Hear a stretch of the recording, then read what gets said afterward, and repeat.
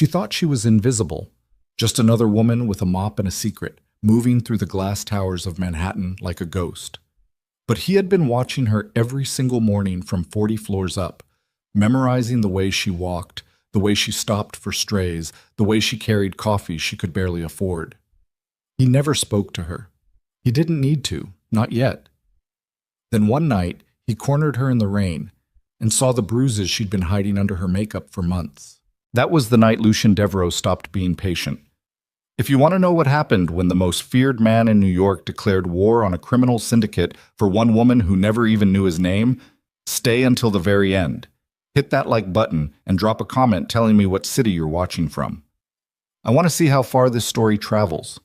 This is Sienna and Lucien's story. And it starts the night everything changed. The rain came down in sheets, not the polite Manhattan drizzle that office workers tilted their umbrellas against on their way to dinner. This was the kind of rain that had weight behind it, that soaked through a jacket in 30 seconds and turned every alley into a shallow river. The kind of rain that made people move faster and look at each other less, which was exactly what Sienna Vale needed tonight. She came out the service entrance of Hargrove Tower at 11:43, the same exit she always used, the same route she always took, east on 54th, then down to the Lexington Avenue subway, head low, earbuds in, don't make eye contact with anyone. 6 months of the same walk and she had it mapped in her muscles by now.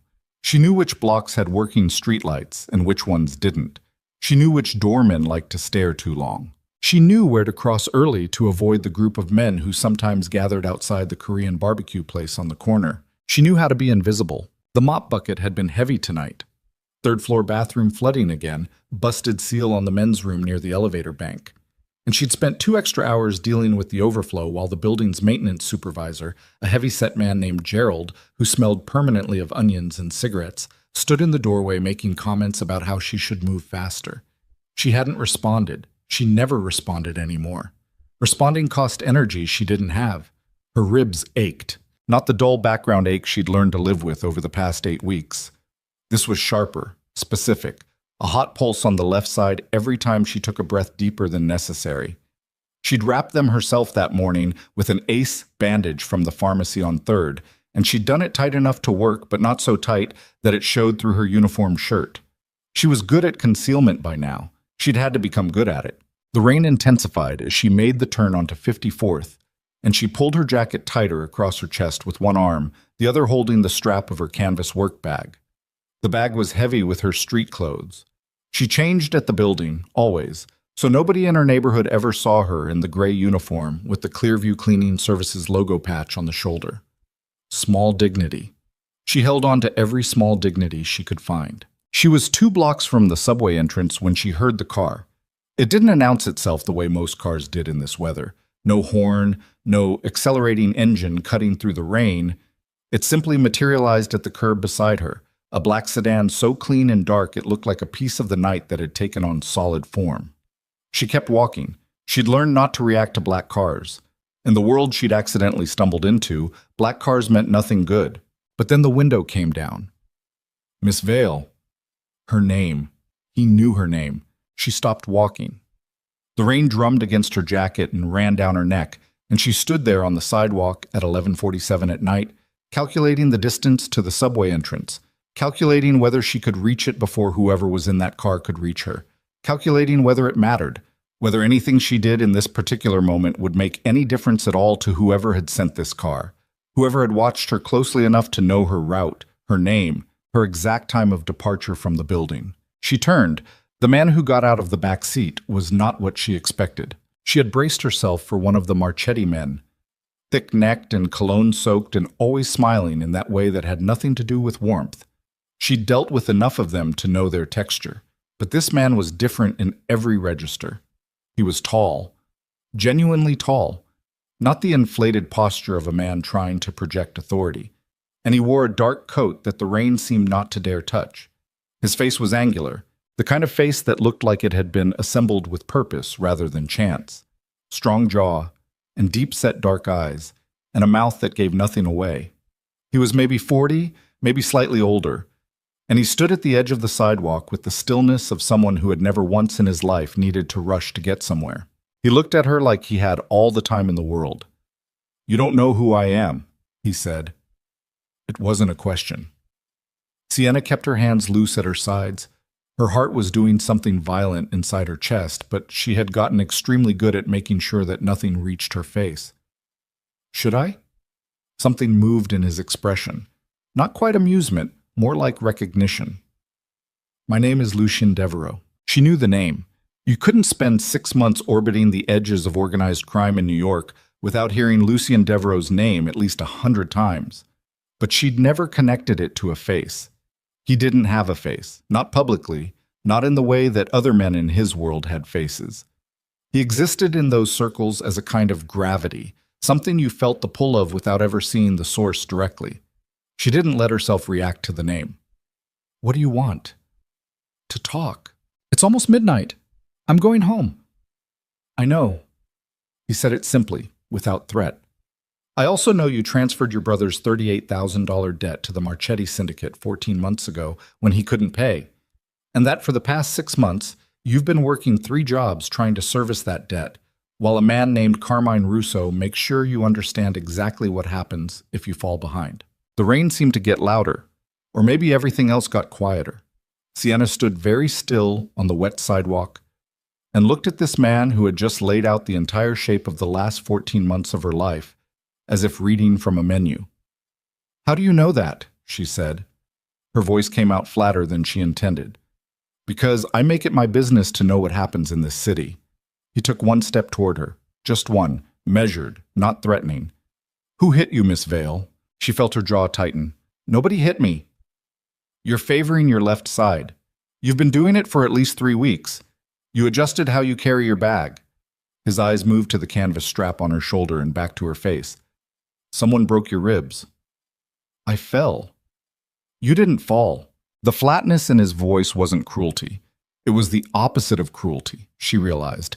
It was someone who had looked at a lie and refused to pretend it was truth. And there was something about that, about being seen that plainly, that made her throat close in a way she hadn't anticipated. She swallowed it. She was good at swallowing things.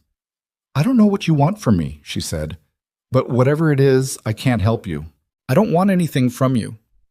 He said it cleanly, without elaboration. "Then why are we having this conversation in the rain?" He looked at her for a moment. The sedan idled behind him, and his driver stayed inside, and the rain came down between them, and he said, "Because I want to know his name." "Whose name?" "The man who put his hands on you." Sienna stared at him. There was something happening in her chest that wasn't fear, or wasn't only fear, and she didn't know what to do with it, so she defaulted to what she always defaulted to, which was pragmatism. "And if I tell you, what then? You do something about it, and Russo comes back harder, or the syndicate sends someone else, or my brother pays for it. I've run this math before. It doesn't come out well. The math has changed. I don't know what that means. It means I'm involved now." He said it the way someone might say the weather had changed, factual, irreversible.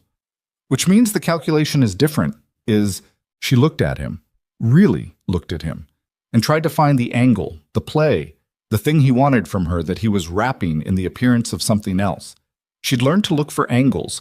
She'd learned that men who offered things without obvious price tags always had price tags. They were just hidden in places you couldn't see yet. She couldn't find it, and that scared her more than the Marchetti men ever had. "I don't know you," she said. "No, you don't." "I have no reason to trust you." "No, you don't." "So why would I tell you anything?" He was quiet for a moment, then, "Because you're standing in the rain with broken ribs at midnight on your way home from your 3rd job this week, and whatever you've been doing for the past 6 months clearly isn't working, and because—" He stopped. Something shifted in his expression. The first time she'd seen his composure change, just slightly. "Because nobody put their hands on you and walked away clean, not while I was watching." The silence stretched between them and the rain filled it. "Watching?" she said. "What does that mean?" He didn't answer immediately. He looked at her with those steady dark eyes, and then he said simply, "My office is on the 40th floor of Hargrove Tower, northeast corner." Sienna thought about that. She thought about her morning route, Lexington up to 54th, through the plaza, past the building's main entrance where the coffee cart set up around 6:15, past the revolving door and the marble steps. The 40th floor. Northeast corner. She'd walked past that building every morning for 6 months. Something cold moved through her that had nothing to do with the rain. "You've seen me," she said slowly, "every morning." There was no apology in it and no shame, just fact. For 6 months. She didn't know what to do with that. She filed it somewhere she couldn't look at right now. There was too much of it, too much implication compressed into those words. And she brought herself back to the immediate problem, which was that she was standing in the rain across from the most powerful criminal in New York, and she had approximately 3 viable choices: run, cooperate, or tell him absolutely nothing and hope he let her walk away. Running seemed stupid. She'd worked in the city long enough to understand that if Lucien Devereaux wanted to find her tomorrow, he would find her. Telling him nothing meant the next 6 months looked like the last 6 months, which was not a thing she could survive. She made her decision. She made it the way she made all her decisions now. Fast, practical, without sentimentality. "His name is Carmine Russo," she said. "He's mid-level, Marchetti family, East Side operation. He's the one who manages the debt accounts." She kept her voice even. "It was 3 weeks ago. I was short on a payment because my second job cut my hours without warning, and I tried to explain that I'd make it up the following week. He didn't want to hear it." Lucien's face was very still. "He's broken them before?" he said, and the quietness of his voice was the most frightening thing she had heard all night. "My arm, 8 months ago.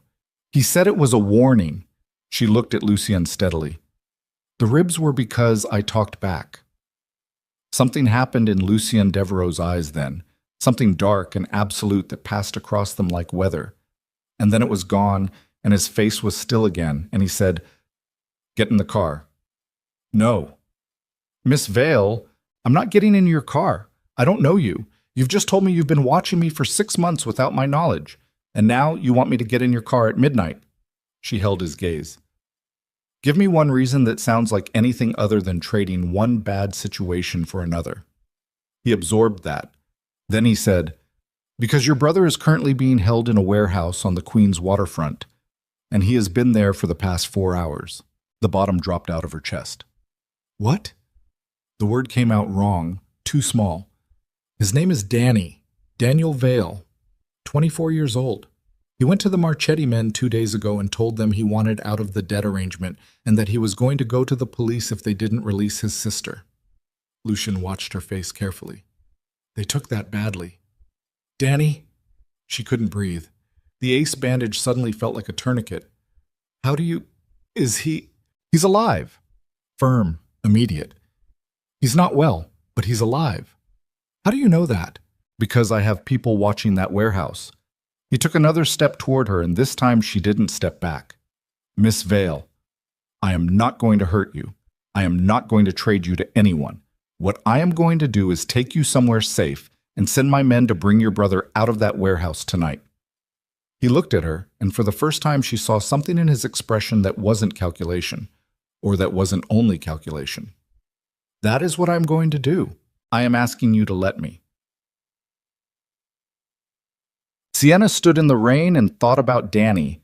Danny, who was 24 and stupid and had a mouth that ran faster than his brain, and who had gotten himself into this mess because he'd been trying to impress people who weren't worth impressing, and who had apparently, tried to fix it the only way he could think of, which was the way that involved going directly at people who could put him in a warehouse on the waterfront. 24 and stupid and still alive, according to this man. She looked at Lucien Devereaux and she thought, "This is not a good decision. This might be the worst decision you have ever made." She thought, "You are getting in the car." "If something happens to my brother, she started. "It won't." "You don't know that." "No," he agreed, "but I will do everything in my power to make sure it doesn't, and my power is considerable." He said the last part without arrogance, just honesty, the same way he'd said everything else. "That is all I can offer you." She looked at him for one more long moment. Then she picked up her canvas bag and walked to the car. The estate was north of the city. She couldn't have said exactly where. She'd spent most of the drive staring at her hands and trying not to think about the warehouse, and it was not what she'd expected. She'd built a picture in her head during the drive, something ostentatious, marble and chrome, the architectural equivalent of a man who needed you to know he had money. What she found instead was a stone house that had been standing for at least a century, surrounded by old trees that had survived every storm the Hudson Valley had thrown at them. It was large, but not absurd. It looked like a place where people actually lived. She didn't have time to look at it properly because the moment the car stopped, Lucien was already on his phone, speaking in a low voice to someone she couldn't hear on the other end.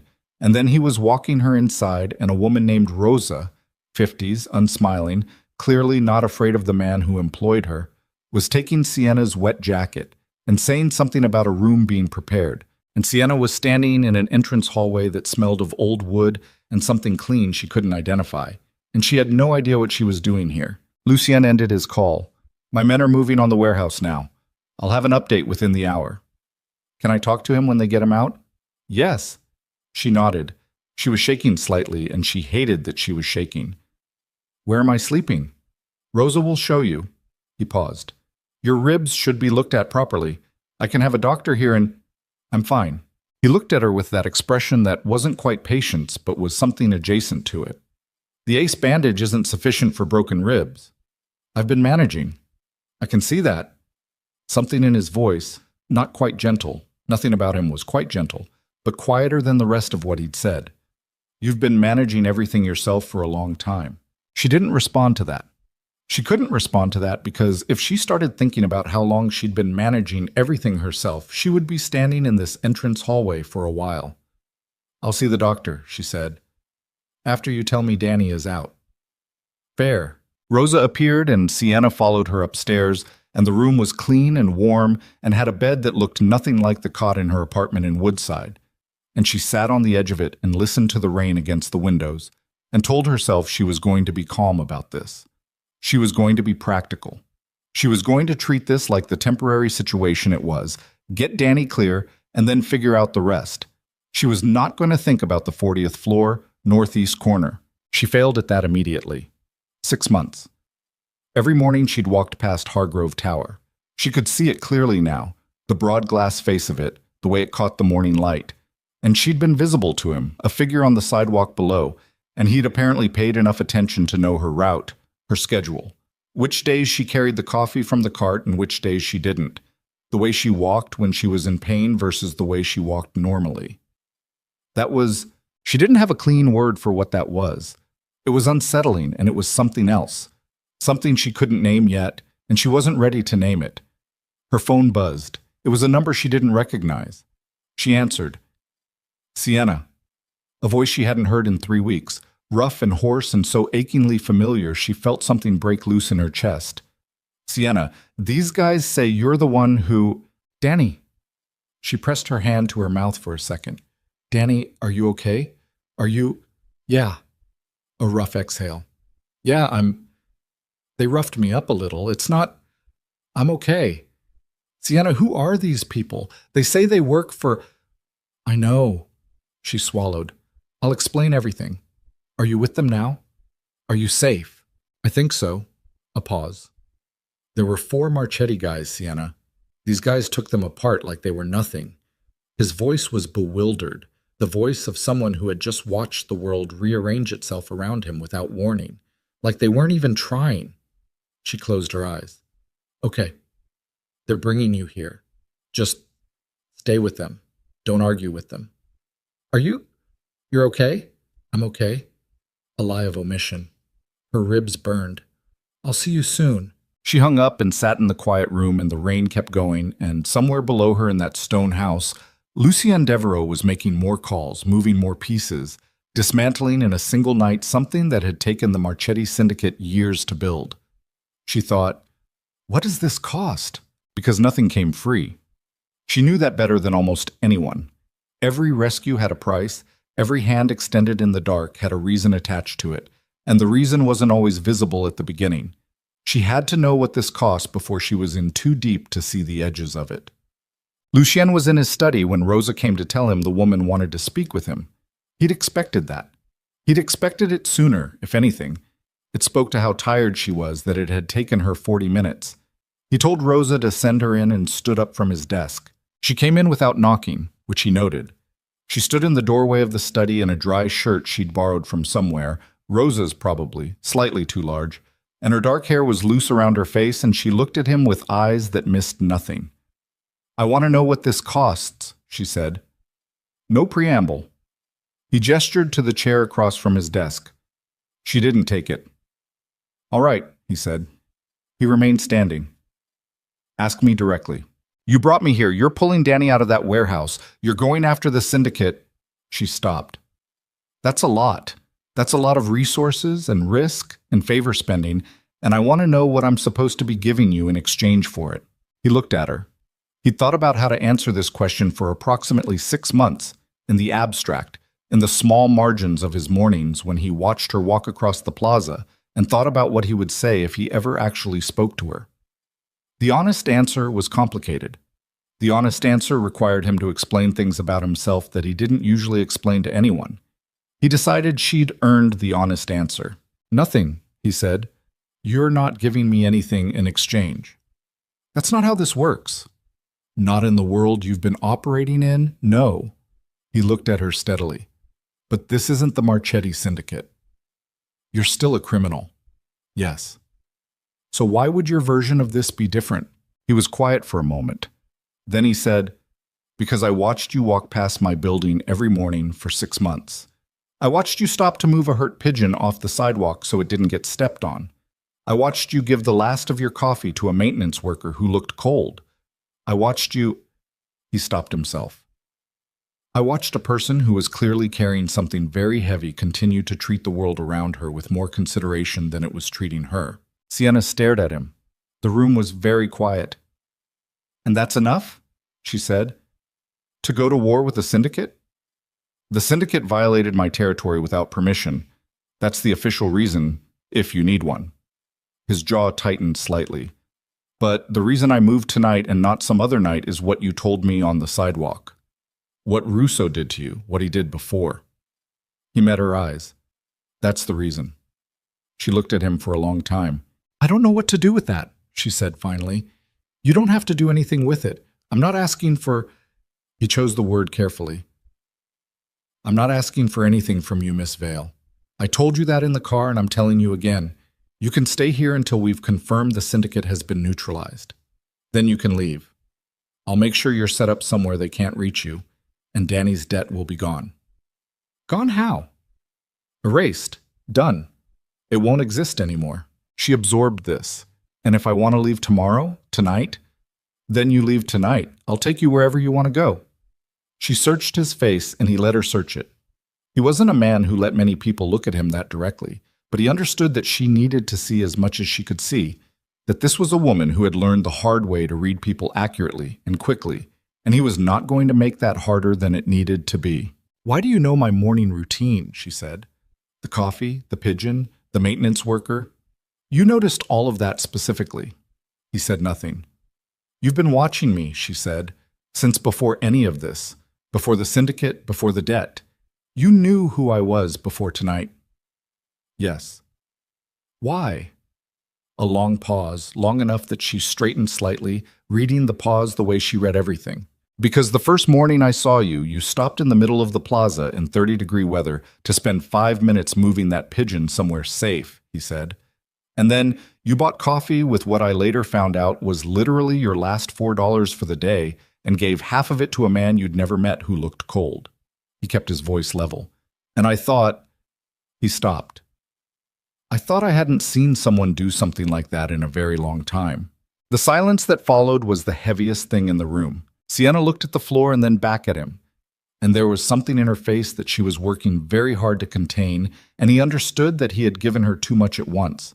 He had meant to hold some of this back, meter it out more carefully, but she had asked him directly, and he had told her the truth, and now they were both standing in his study at 1 in the morning with more honesty between them than either of them had anticipated. "I need to sleep," she said. "Of course." She turned toward the door. Then she stopped, her hand on the frame, not looking back at him. "Carmine Russo," she said. "He has a tattoo on his left forearm, a red cross with a dagger through it, in case your people need to make sure they have the right man." She left. Lucian stood in the study for a moment after she was gone, and then he picked up his phone and made a call.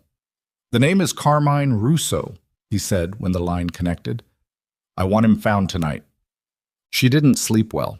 That was no surprise. She never slept well anymore. Hadn't since the first time Russo's people had shown up at the apartment in Woodside and explained the terms of Danny's debt with the kind of clarity that left no room for misunderstanding. But this was a different kind of sleeplessness. Her body was exhausted in the particular way it got when adrenaline had been burning for too long, and her ribs ached despite the position she'd found on the unfamiliar bed, and her mind kept returning to the same place it kept insisting on going no matter how many times she redirected it. The 40th floor. Northeast corner. Every morning. She thought about what it meant that he'd noticed those specific things. The pigeon, the coffee, the maintenance worker. Those were small moments. Forgettable moments. She'd done all of those things automatically, reflexively, without thinking about them, because that was just how she moved through the world. She didn't think of herself as a particularly good person. She thought of herself as someone who was very tired and trying not to make other people's lives harder than they already were. But he had seen them, and he had remembered them, and apparently he had gone on remembering them for 6 months until the night he'd decided to step out of a black car into the rain. She didn't know what to do with a man like that. She didn't have a category for it. Danny arrived at 4 in the morning. She heard the car on the gravel below and was out of the room before she consciously decided to move, down the stairs and through the entrance hallway and out the front door into the cold air, and Danny was coming up the front steps being supported by one of Lucien's men, a large, quiet man who stepped back immediately when he saw Sienna moving toward them. Danny looked terrible. He had a split lip and one eye that was swelling shut and bruising along his jaw that would be spectacular by morning. He also had the expression he always wore when he knew he'd done something catastrophically stupid, a particular combination of sheepishness and defiance that she had known since he was 11 years old. She grabbed him by the front of his jacket. "You idiot," she said. Her voice was completely flat. "I know." He winced as the movement pulled something. "You went to them. You told them you were going to the police." You couldn't just. She stopped. She took a breath. She was going to start crying if she didn't stop herself, and she refused to cry on the front steps of Lucien Devereaux's estate at 4 in the morning. She pulled Danny into her very carefully because of her ribs and held on, and he held on back, and neither of them said anything for a moment. "I'm sorry," Danny said into her shoulder. "I'm sorry, Sienna. I was trying to—" "I know what you were trying to do. They were hurting you because of me. I know. I couldn't— I know, Danny." She let go of him. She looked at his face. "How bad?" "Nothing broken." He touched his jaw gingerly. "They were making a point. They weren't trying to— They were going to do worse later." He looked past her at the house. "Who are these people?" "I'll explain inside." She got him in and Rosa materialized. She seemed to materialize a lot, efficiently and without fuss, with a first aid kit and the particular expression of a woman who had cleaned up after men in trouble enough times to have feelings about it, but had chosen professionalism over commentary. She got Danny settled at the kitchen table, and Sienna sat across from him and explained as briefly and clearly as she could what had happened. Danny listened. He was quiet through most of it, which was unusual for him, which meant he understood the gravity. "Devereaux," he said, when she finished. "Lucien Devereaux." "Yes." "Sienna." He looked at her carefully. "You know who that is?" "Yes." "And you got in his car." "I got in his car." Because you were in a warehouse and I was out of options." She held his gaze. "I made a pragmatic decision." He looked at her for a long moment. "Is that all it was?" She looked back at him steadily. "Get your face cleaned up." In the morning, gray and quiet after the night's rain, she woke to find that the Marchetti operation on the east side had ceased to exist. She found this out from Danny, who had apparently been awake since 6 and had spent 2 hours talking with one of Lucien's men in the kitchen. A quiet, slightly dangerous-looking man named Marco, who seemed to feel that supplying Danny with breakfast and a detailed account of the night's events were equally part of his job. The syndicate's warehouse had been secured. Their financial records had been seized. Carmine Russo had been found in his apartment in Bensonhurst at 2 in the morning, and whatever had happened to Carmine Russo after that was not something Marco supplied details about. And Sienna decided that was fine, that there were things she didn't need to know the specifics of, that she was going to file this under the category of consequences and leave it there. She found Lucien on the stone terrace at the back of the house, standing with coffee, looking out at the trees. The grounds were long and deep and backed up against a ridgeline, and everything was dripping and washed clean from the rain, and the morning light came through the clouds in long, flat strips. He heard her and turned. "Your brother?" he said. "Annoying, loud, eating everything in your kitchen. So roughly normal." She stopped a few feet from him. "The syndicate?" "Neutralized." "All of it?" "The East Side operation, yes. The financial structure, the physical assets, the personnel." He looked at her. "It's done." She absorbed that. "Russo. He won't hurt anyone else." She didn't ask for more than that. She stood beside him on the terrace and looked at the dripping trees and the gray morning sky and thought about the past 6 months. Every morning with the AC bandage, every shift she'd calculated against what she owed, every time she'd told herself to just get through this week, just get through this week, one more week. And something in her chest that had been clenched for a very long time began, very slowly, to loosen. "What happens now?" she said. "That depends on you." He looked at her. "You can leave today. I'll arrange an apartment. Danny's debt is gone. You have a clean start." A pause. "Or you can stay." "For how long?" "For as long as you want." He said it simply.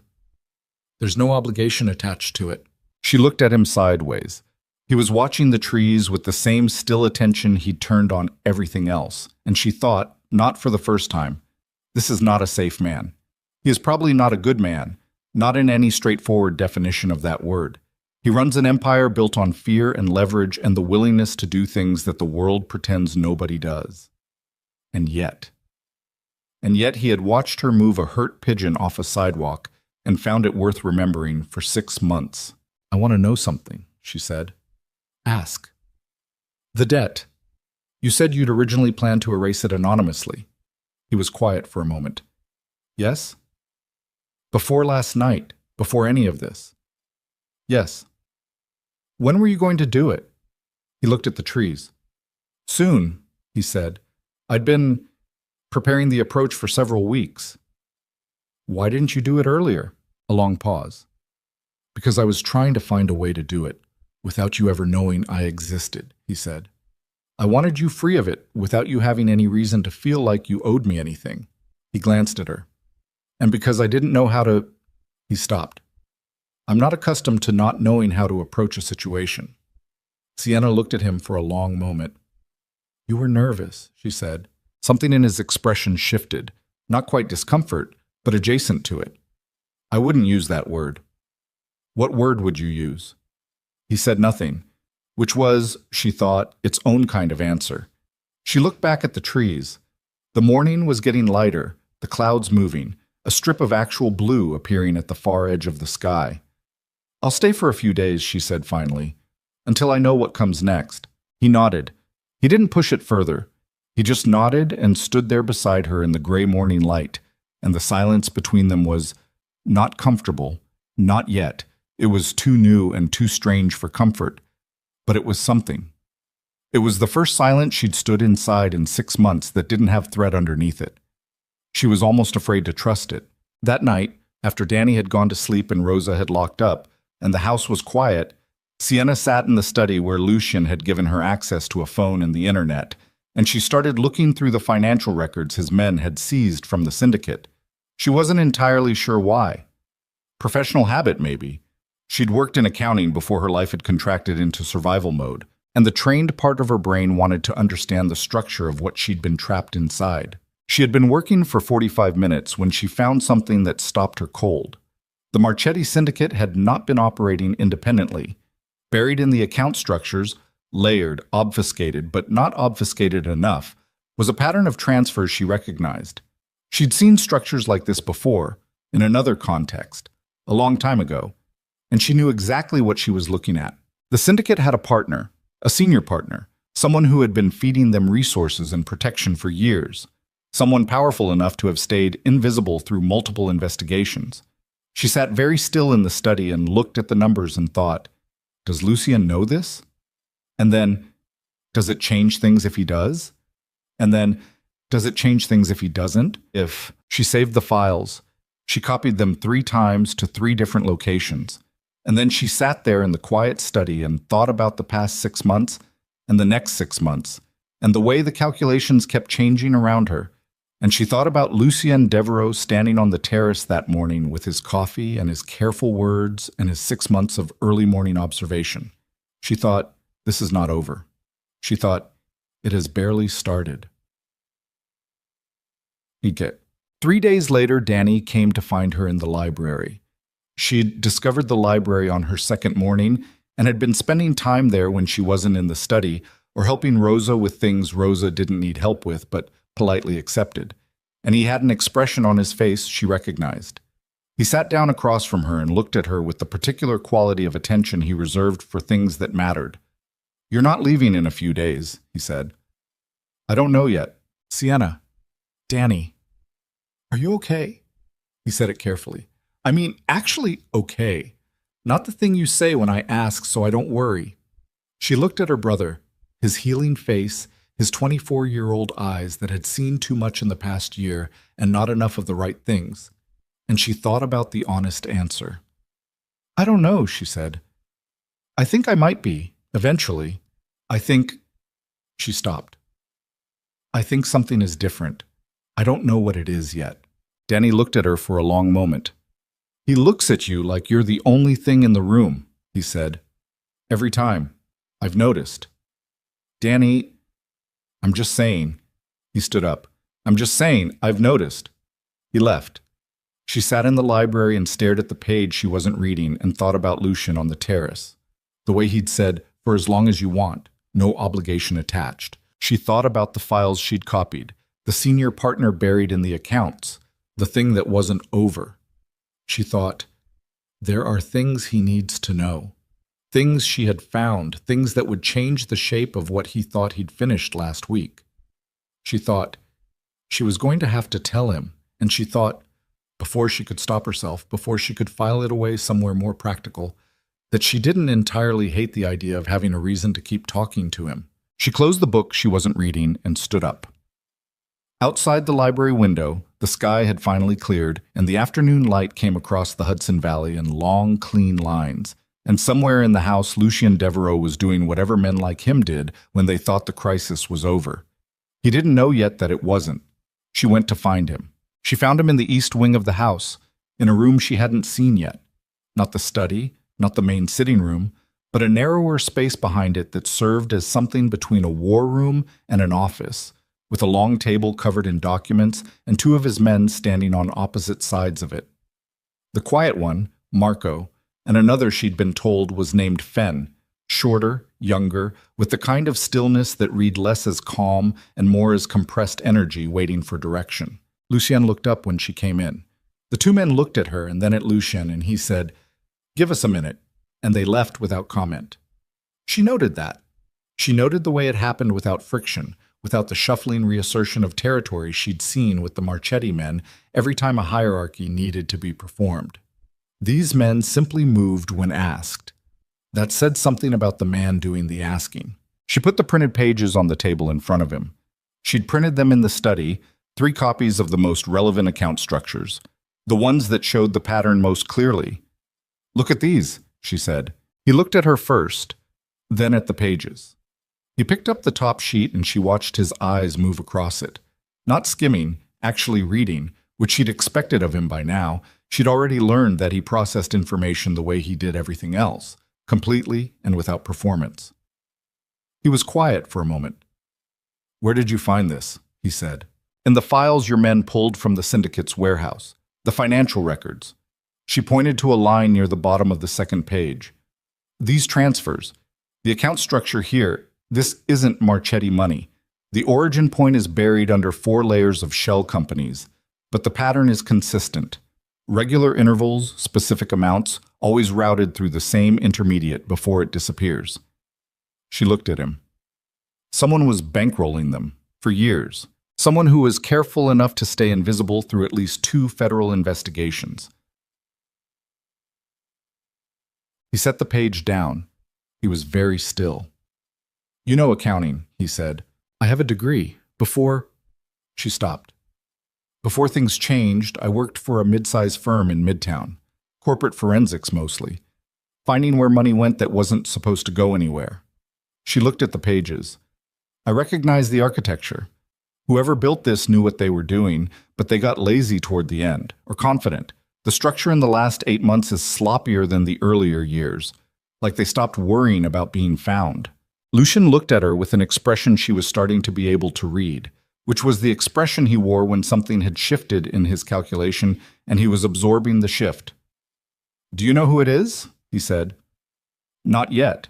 I have a partial routing trail and a set of transaction signatures, but I'd need access to more data to close the identification. She met his eyes. Do you? A long pause. Long enough. You do, she said. He picked up the page again. He looked at it for another moment, and then he set it back down and moved to the window and stood with his back to her, looking out at the yard where the afternoon light was starting to angle toward evening. His name is Vittorio Caruso, Lucian said. She waited. He controls 6 of the 12 major criminal organizations operating between New York and Philadelphia. He's been untouchable for 20 years because he doesn't get his hands dirty. He provides infrastructure, financing, legal cover, political connections, and he collects percentages. He turned from the window. The Marchetti Syndicate was one of his income streams. Is. His jaw tightened. My dismantling their operation last week removed one of his revenue sources without his authorization. That's a violation in his framework. You don't take apart another man's business without permission, regardless of the reason. Sienna processed this. He's going to respond. Yes. When? I don't know yet. Caruso moves slowly when he's angry. He's deliberate. He'll build a case first, make sure his position is defensible, then he'll move. Lucien looked at her steadily. I've been expecting contact for the past 2 days. She stared at him. You knew about Caruso before I walked in here. I knew the Marchetti family had a senior partner. I didn't know it was Caruso specifically. Something crossed his expression. Not quite discomfort, but honest. Your documentation confirms what I'd suspected. You suspected it, and you still moved on the syndicate last week. Yes. Knowing it would provoke someone like Caruso. Yes. She looked at him and felt something that wasn't quite anger. It was more precise than anger. It was the specific feeling of having made a decision based on incomplete information and realizing the information had been incomplete on purpose, not through deception exactly, but through omission, and omission from a man who had been very careful to present himself as someone who told her the full truth. You should have told me, she said. You were in shock. Your brother had just been pulled out of a warehouse and you had broken ribs, and that's not why. She kept her voice level. You didn't tell me because you didn't want it to change my decision. You didn't want me to know the full size of what I was stepping into. He didn't deny it. She stopped. She pressed 2 fingers against her temple for a second. That's the kind of thing that erodes trust, Lucien. She caught herself on the word, moved past it. If we're going to be in the same situation, I need the full picture. Always. Not the version you think I can handle. He was quiet. Then, you're right. It was so straightforward that it caught her off guard. No hedging, no defense, no explanation of his reasoning. Just, you're right. Okay, she said. Then tell me everything now. He told her. It took 90 minutes. She sat across from him at the long table and he walked her through the landscape of it, Caruso's network, the political connections, the names of the judges and the city officials, and the one federal prosecutor who had made a career out of prosecuting Caruso's rivals while finding investigative dead ends whenever Caruso's actual operations came into view. He told her about the code, the internal rules of the world he operated in, the ones that governed how disputes were resolved, how violations were handled, who had the authority to sanction what. He told her that destroying the Marchetti operation without Caruso's knowledge had broken the code, that Caruso would be within his rights, under that framework, to authorize sanctions against Lucien's organization. What does that mean in practice, she said. It means he could authorize other families to move against my business interests, freeze my accounts in certain institutions we both use. In extreme cases, authorize direct action against my people. Direct action. Yes, she sat with that. And the reason you moved anyway? Last week, knowing this might happen? He looked at her across the table. The evening light had shifted and the room was getting darker, and neither of them had moved to turn on a lamp. Because Russo broke your ribs, he said. And I was done waiting. The silence after that was very full. Sienna looked at the papers on the table and thought about 6 months in the 40th floor and the coffee she'd spent her last $4 on and the pigeon and all the small things that had apparently accumulated in a man's memory until they became the reason he went to war with an empire. She thought, this is too much. This is too much to be responsible for. She thought, you don't get to choose what other people make you mean to them. What's the play? She said. With Caruso. I'm working on it. That's not an answer. It's the honest answer. I'm still building the approach. He looked at her. I have leverage. I always have leverage. But Caruso is careful, and his position is technically correct under our framework. I violated the code. I need to either justify the violation on grounds he can't dismiss or find something that changes the political calculation enough that moving against me becomes more costly than accepting what I did. She looked at the account structures on the table. This documentation, she said slowly, his name connected to the syndicate's finances, the trafficking, the forced labor, the debt structures they were running, is the beginning of that calculation, yes. He was watching her. He's been funding an operation that was running a modern slavery system, she said, for years. If that becomes public, it ends him. Flat. Certain. But getting it to the right people, in the right way, without triggering a war first, that's the problem. Sienna looked at the pages. She thought about the women she'd never seen, the ones the Marchetti men had implied were in worse situations than hers, the ones she'd filed away as something she couldn't think about because she couldn't help them. And thinking about them while being unable to help was a specific kind of devastation she couldn't afford. I can rebuild this documentation trail, she said, properly, formatted for regulatory and federal review. I know how to build a financial evidence package. I've done it before, for legitimate corporate cases. She met his eyes. It would be clean, defensible, the kind of thing that survives legal challenge. He was very still. Sienna, I'm offering. I know you are. He stood up and moved away from the table, and she watched him, the way he put distance between himself and something that was pulling at him, which was the first time she'd seen him do that, the first time she'd seen him want something and deliberately step back from it. This isn't your fight. It became my fight when I spent 6 months being one of their assets. She held his gaze when he turned back. I know what they were doing. I know what the structure looked like from inside it. That's evidence too. You'd be a witness. Yes. That comes with exposure. It comes with risk. Most things I do come with risk. She kept her voice steady. The difference is this time I'd be choosing the risk for my own reasons instead of having it chosen for me. He looked at her for a long time. Danny, he said. Danny will be fine. Danny needs structure and a purpose, and I'll deal with Danny. She paused. Stop trying to find reasons to tell me no. I'm trying to find reasons to keep you safe. Those are two different things, and you know it. She stood up. I'm not one of your people, Lucy. And you don't manage me. If I decide to be involved in something, you can object and I'll consider the objection, but the decision is mine. Something in his expression changed. Not softened exactly. It was more that something rigid in it eased, like a mechanism releasing tension it had been holding too long. All right, he said quietly. All right? Yes. He looked at her across the table, and the room was dark now except for the light coming from the hallway. I'll stop trying to find reasons to tell you no. Danny found out 3 days later. She'd been careful, or she'd thought she'd been careful, but Danny had always been better at reading her than she gave him credit for. He cornered her in the kitchen at 7 in the morning while Rosa was elsewhere, and Marco was outside, and the house had the particular vulnerability of early morning, before everyone had put their armor back on. You're helping him, Danny said. Not a question. He was standing in the kitchen doorway with his arms crossed and his healing face set in the expression he got when he had already made up his mind about something and was waiting for confirmation before he started arguing. I'm working on the financial documentation. For what? For a case that could neutralize a very dangerous man and dismantle an operation that was running people the same way it was running us. She kept her voice even. It's the right thing to do.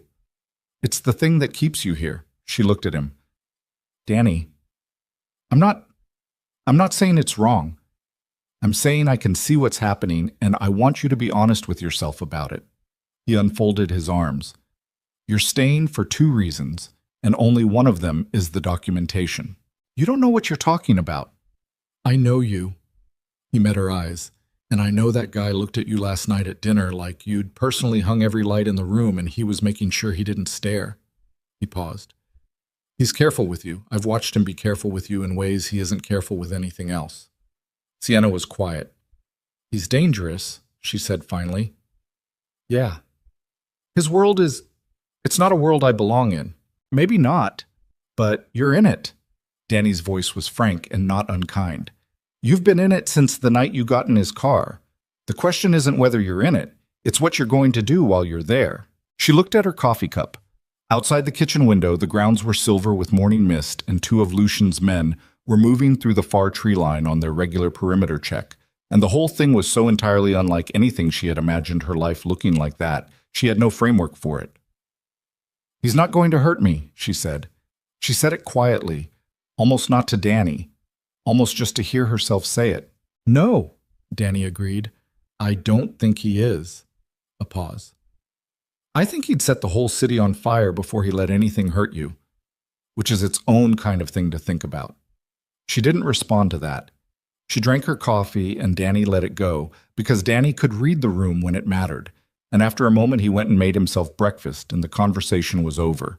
But she sat with it. She sat with it all morning. Mwah. Lucien's contact from Caruso came at noon. She was in the study when she heard the shift in the house's atmosphere. Not a sound exactly, more a quality change, the way a room feels different when something has entered it that wasn't there before. She heard Marco's voice from the front of the house, and then Lucien's, and then a third voice she didn't recognize, and she stayed where she was because she understood, without being told, that this was something she was not yet supposed to be part of. She was part of it 11 minutes later when Lucien came to the study door. His face was very controlled. She was learning to read what lived under his control, the particular set of his jaw when something had genuinely threatened him, the way his eyes went flat and focused. And she could see it now. Caruso's representative was here, he said. I heard. He's called a sit-down. The senior leadership of 6 families, a formal convening to address the violation. He looked at her.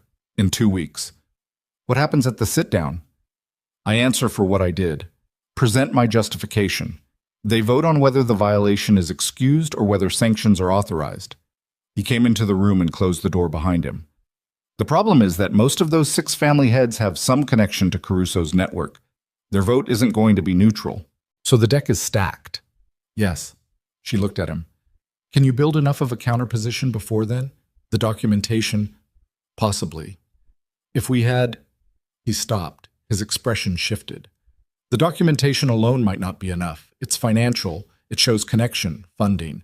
But Caruso will argue he didn't know the specifics of what the Marchetti men were doing with the money. Plausible deniability. He's very good at it, she thought. What would remove the deniability? Testimony from someone inside the operation. Someone who had direct interaction with both the syndicate's practices and the upstream funding. He looked at her carefully. Someone who was in the system. The room was quiet. Me? She said. Sienna, I'm not asking, I'm clarifying. She stood up from the desk. I was in their system. I know how the debt servicing worked. I know the collection protocols, the enforcement structure, the way they categorized workers. I interacted with their accounting side when I was making payments. She looked at him. I'm a direct witness to their practices. I can speak to the connection between the debt operation and the violence used to maintain it. If you testify at a sit-down of 6 major criminal organizations, then I'd better make sure my testimony is good enough that they can't dismiss it. She met his eyes. I'm not fragile, Lucien. I've been the least powerful person in every room I've been in for 14 months. I know how to stand in a room where people would rather I wasn't there. He looked at her for a long moment.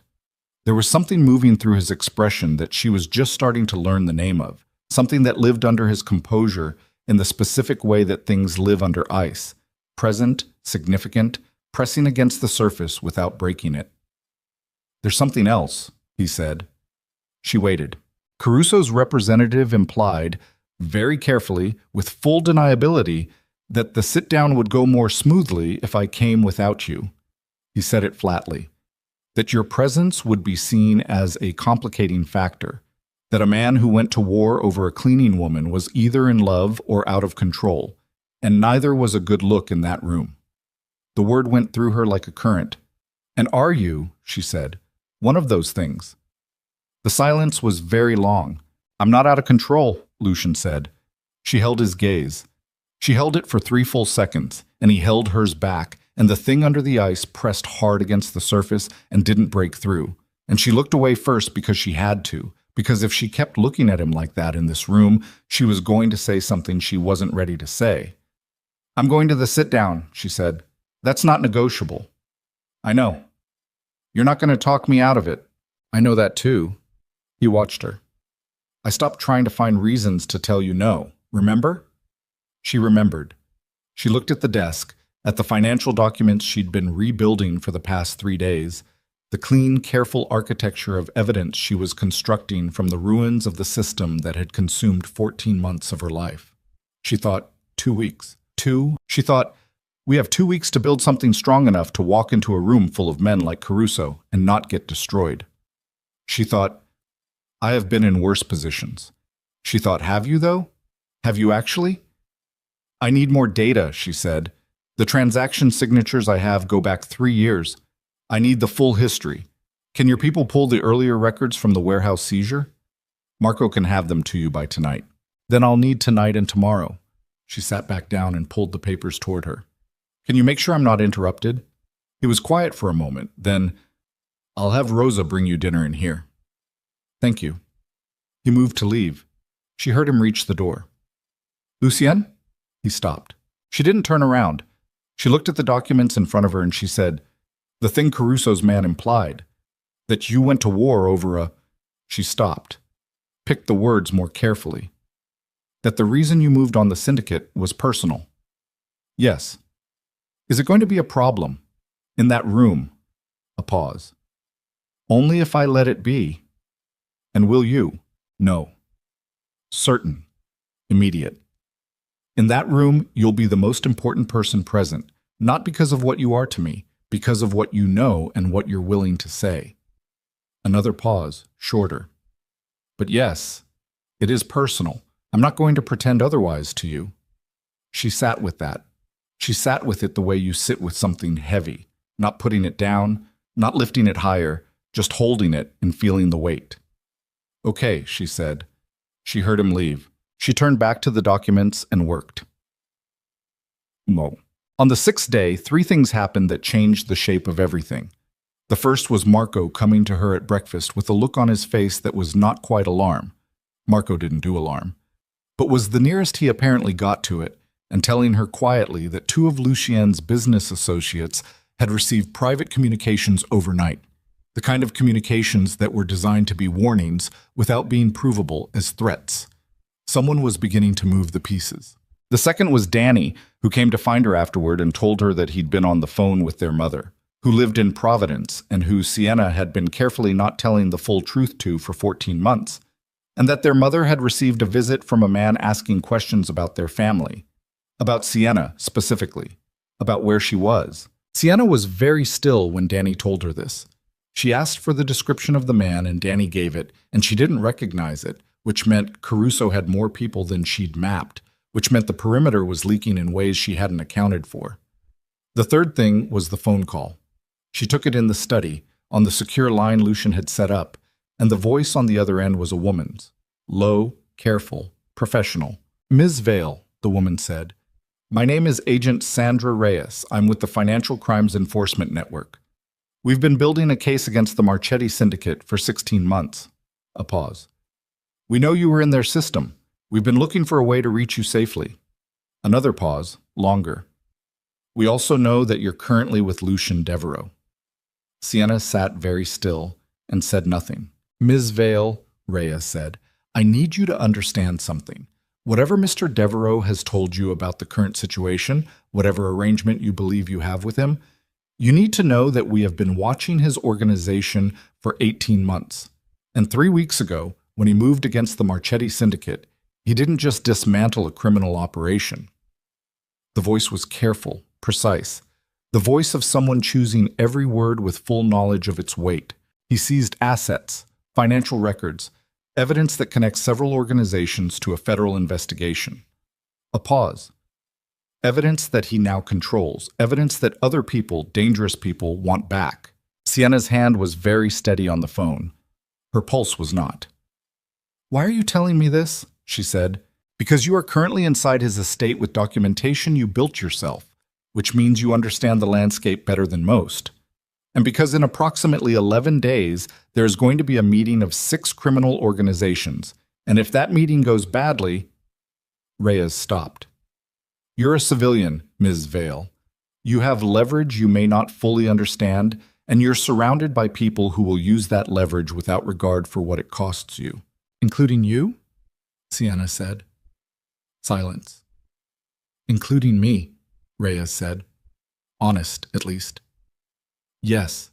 Sienna looked at the documents on the desk, the architecture she had built, the trail she had spent 6 days making clean and irrefutable.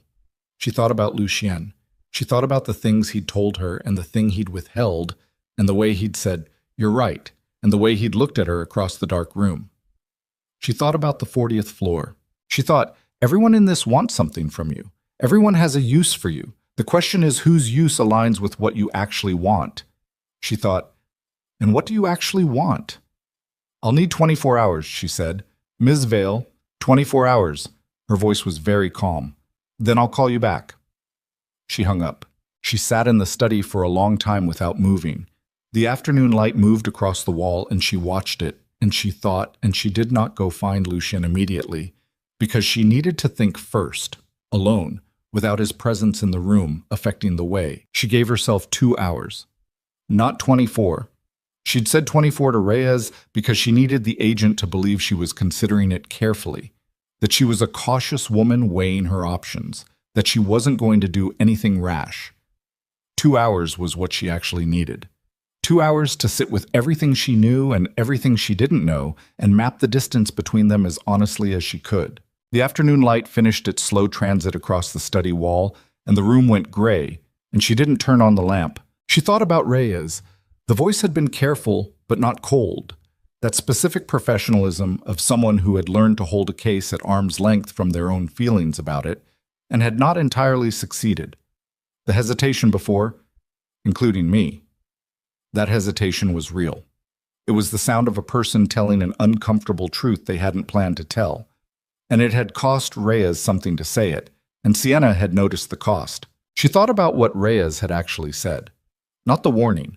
The warning was generic, applicable to anyone in Sienna's position, but the specific information buried inside it. That the federal investigation had been running for 16 months, that they'd been looking for a way to reach her safely, that they knew she was here. They knew she was here, which meant Lucien's estate was not as sealed as she'd assumed, which meant someone was providing information about its inhabitants, which meant the perimeter she'd thought existed around this place was at minimum porous, and at maximum. She didn't finish that thought yet. She set it aside and moved to the next piece. The evidence. Reyes had said, evidence that he now controls, evidence that other people want back. She hadn't said, evidence that he's using against you. She hadn't implied Lucien was the threat. She'd said he controlled something valuable in a landscape full of people willing to harm others to retrieve it, and that Sienna was inside that landscape. That was different. She thought about the documentation she'd built. 6 days of work.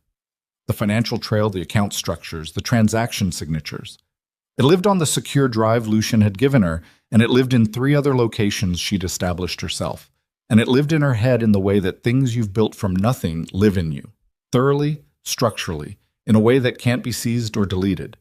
She thought, Reyes doesn't know about the 3 other locations. She thought, Lucien doesn't know about them either. She thought, That was either very good planning or very good instinct, and either way, it was the one thing she had that belonged entirely to her. She got up. She went to find Lucien. He was in the east room again, this time alone, standing at the window with his back to the door, and when she came in, he turned and looked at her, and something in his face shifted immediately, the way it did when he registered that something had changed, that she was carrying something she hadn't been carrying the last time he'd seen her. "Sit down," she said. He sat. She remained standing. She needed the geography of it, needed to be the one on her feet. "A federal agent called me today," she said, "on the secure line." Not one muscle in his face moved. "Her name is Sandra Reyes, Financial Crimes Enforcement Network. She says they've been building a case against the Marchetti Syndicate for 16 months.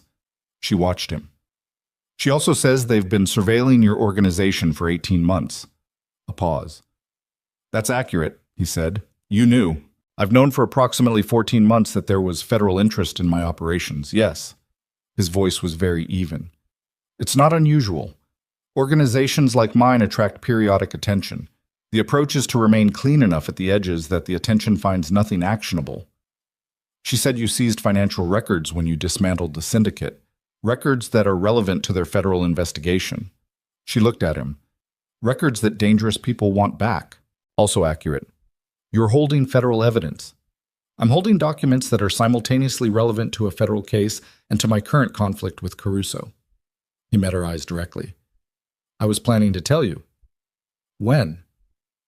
"When I'd figured out the optimal use, how to leverage them against Caruso at the sit-down without triggering a federal response that would complicate—" He stopped. "That would complicate what?" she said. He was quiet for a moment. "That would complicate your position." She stared at him. "My position. If the federal case moves prematurely, you become a material witness in a federal proceeding before we've addressed Caruso. That makes you a target from two directions simultaneously: Caruso's people and anyone else who doesn't want that case to advance." He looked at her steadily. "I was trying to sequence it so you were protected before the federal piece activated." She absorbed this. She stood in the room and absorbed it and looked at his face, the careful construction of it, the absolute stillness, and tried to determine whether what she was looking at was a man who had been genuinely trying to protect her or a man who had been managing her, and whether those two things could be the same thing and still be a problem. "How long have you known about Reyes specifically?" she said. 3 days. 3 days. The words came out flat. "Yes. While I was in this room building documentation, while we were discussing the sit-down, while—" She stopped herself, took a breath. "You knew a federal agent was looking for a way to reach me, and you didn't tell me." "I was going to—" "When, Lucien?" The flatness cracked, just slightly, not into anger exactly, into something more precise. "When were you going to tell me?" "After the sit-down. After you'd used the evidence the way you needed to use it? After you'd sequenced everything to your satisfaction?" He said nothing. "I told you," she said. "I told you 3 days ago that I needed the full picture. Always. I told you that omission was the thing that erodes trust." She looked at him. "And then you sat across from me every day and let me build this case, and didn't mention that a federal agent was trying to reach me. I was protecting—" "Stop saying that." Her voice was quiet, quieter than it had been, which was worse than if she'd raised it. "Stop using that word as though it covers everything. I am not something that needs to be managed, Lucien. I am a person who needed information, and you chose not to give it to me." The room was very still. He stood up. Not aggressively. He moved slowly, deliberately, the way he always moved, and he stood up and he said, "You're right. There's no qualification. I should have told you. I told myself I was protecting you, and I was also managing the situation, and they're not the same thing, and I knew the difference, and I did it anyway." He held her gaze. "I'm sorry." She looked at him for a long moment. The apology was real. She'd learned to read him well enough to know when something was real, and it landed in her chest with the weight of something real. She didn't soften. Not yet. She couldn't afford to soften yet. "Reyes wants to meet," she said. "She wants to talk about my testimony, about using the documentation as part of the federal case." "I know." "If I cooperate with her, what happens to you?" He looked at her. "Depends on how the cooperation is structured. If it's targeted at Caruso's network, which is what she actually wants, I think, Caruso is the significant target, then my organization is a peripheral concern. She'd be offering me something in exchange for the evidence. Immunity. Partial. Limited scope. His jaw tightened. I don't particularly want it. Why not? Because accepting it means restructuring my operations in ways I'm not prepared to. He stopped. He looked at something past her shoulder and then back at her face. Because it changes what I am. What you are, she said slowly. What I've built. How it functions. He looked at her. I know how that sounds. It sounds like you've spent 20 years building something and you don't know who you are without it.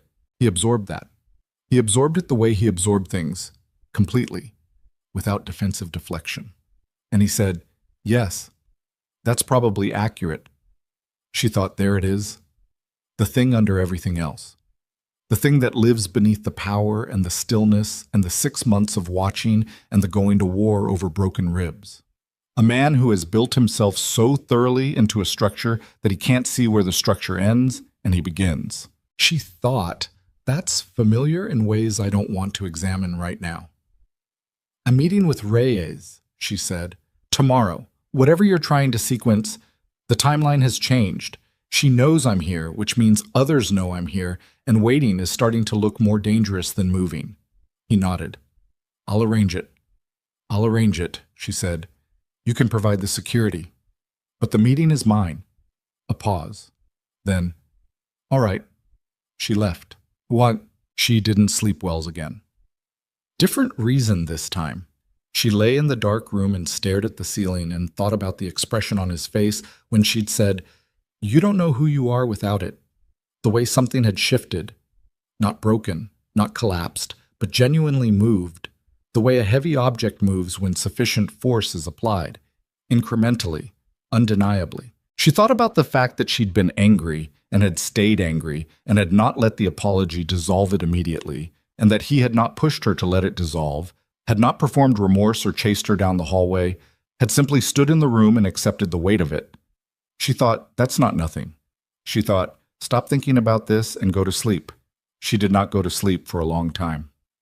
Reyes arrived the next afternoon in an unmarked car with one other agent who stayed outside. She was mid-40s, compact, with the kind of face that had done a lot of controlled expression work over a long career, and showed the residue of it. Not hard exactly, but settled, like someone who had made their peace with the specific kind of ugly that her job required. She looked around the room Lucien had provided, a sitting room on the ground floor, neutral territory, 3 exits, and she sat down and looked at Sienna with assessment that was professional and not unkind. You're not what I expected, Reyes said. What did you expect? Someone more frightened. She said it plainly, without flattery. Most witnesses in your position? She stopped. You've had time to stabilize. That changes people. It does. Sienna sat across from her. You said you've been building a case for 16 months. Correct. What's the case? Reyes looked at her for a moment. Then she opened the folder she'd brought and laid a document on the table between them. Human trafficking, forced labor, wire fraud, racketeering. The syndicate was running a debt servicing system that functioned as modern slavery. She looked at Sienna. You were in it. Yes, and you have documentation of the financial structure. Yes. Ms. Vale. Reyes leaned forward slightly. I need you to understand the scope. The Marchetti operation was one node. We've traced the structure to at least 11 other debt operations running in 5 states. Approximately 400 people currently in conditions similar to yours. She paused. Caruso's network is the architecture that all of them run on. Sienna sat with that number. 400. She thought about her own 14 months. The weight of it, the specific texture of every morning she'd woken up and calculated and moved through it. And she multiplied it by 400 and sat very still. What do you need from me? She said. Your testimony, your documentation, and something else. Reyes looked at her carefully. We have a problem with the sit-down in 6 days. Sienna stilled further.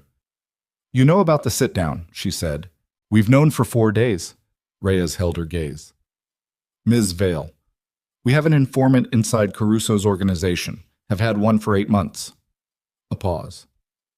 That informant is the source of our information about your location, about the sit-down. Another pause, calibrated. About the documentation you've been building. Something cold moved through Sienna. Someone in this house. Someone adjacent to this house. Reyes watched her. We're not prepared to compromise the informant's identity. But I'm telling you this because it affects the security of your position, and you have a right to know that the information flow here is not contained the way you may have assumed. Sienna thought about Marco and Fen and Rosa and the two men on the perimeter and Danny. She dismissed Danny immediately, instinctively, and then made herself not dismiss him instinctively, made herself hold the possibility for 3 seconds before setting it aside, because she had learned not to exempt anyone based on feeling alone. Adjacent, she said, not inside the house itself. Correct. Someone in Lucian's organization, but not his inner circle. I'm not going to confirm or... Someone who has access to information about operations, but not about private conversations in this building. She looked at Reyes. Which means they know about the documentation because it became operationally relevant. Lucien's people would have discussed it in the context of the sit-down preparation. But they don't know what's in it specifically. They don't know what I found. Reyes was quiet for a moment. Something moved in her face. You're fast, she said. I've had a lot of practice reading incomplete information. Sienna looked at the document on the table. What's the problem with the sit-down? Reyes reached into the folder and produced another document. She placed it on the table, and for a moment Sienna looked at it without touching it, reading it from a distance, and then she picked it up because she had to pick it up, because she had to see it fully. It was a financial document. Familiar architecture. She had spent 6 days immersed in structures exactly like this one. Account transfers, shell company routing, intermediate nodes. The originating account was one she recognized from the Marchetti records. The receiving account, the final destination at the end of the chain, was not one she recognized, but the routing signature was. She had seen this exact signature in one other place in the past 6 days. She had noted it and filed it as an anomaly she hadn't yet explained and had meant to return to. She looked at the document and felt the floor move beneath her in the way floors move when something fundamental has changed, when the ground you've been standing on reveals itself to be something other than what you thought it was. Where did you get this? She said. Her voice was steady. She was proud of how steady it was. Our informant. Reyes watched her face carefully. Miss Vale, the receiving account, I can see what it is. She set the document down. She set it down very carefully, the way you set down something that might shatter. When does this start? The transfers. 14 months ago. 14 months. Exactly the length of Danny's debt. Exactly the window of the arrangement that had consumed her life. And the account holder, she said, though she had already looked at the name at the bottom of the document and she already knew. Lucien Devereaux, Reyes said. He was receiving a percentage of the Marchetti debt operation for the past 14 months, she paused, including the period during which you were in the system. The sitting room was completely silent. Sienna looked at the document. She looked at the name. She looked at the routing signature she had filed as an anomaly 6 days ago and had meant to return to and had not returned to because she had been building the case, building the clean, irrefutable architecture of evidence, working in the study he had provided in the house he had brought her to, and she had not returned to the anomaly because she had not wanted to find what she had just found. She had known, somewhere below the line of conscious thought, that there was something wrong with that routing signature. She had known it, and she had not looked at it, and she had told herself it was because she hadn't gotten to it yet, and she had believed that. She had actually believed that. She was very cold. How long have you had this? She said. 8 months. It's been part of the federal file. Reyes's voice was carefully neutral.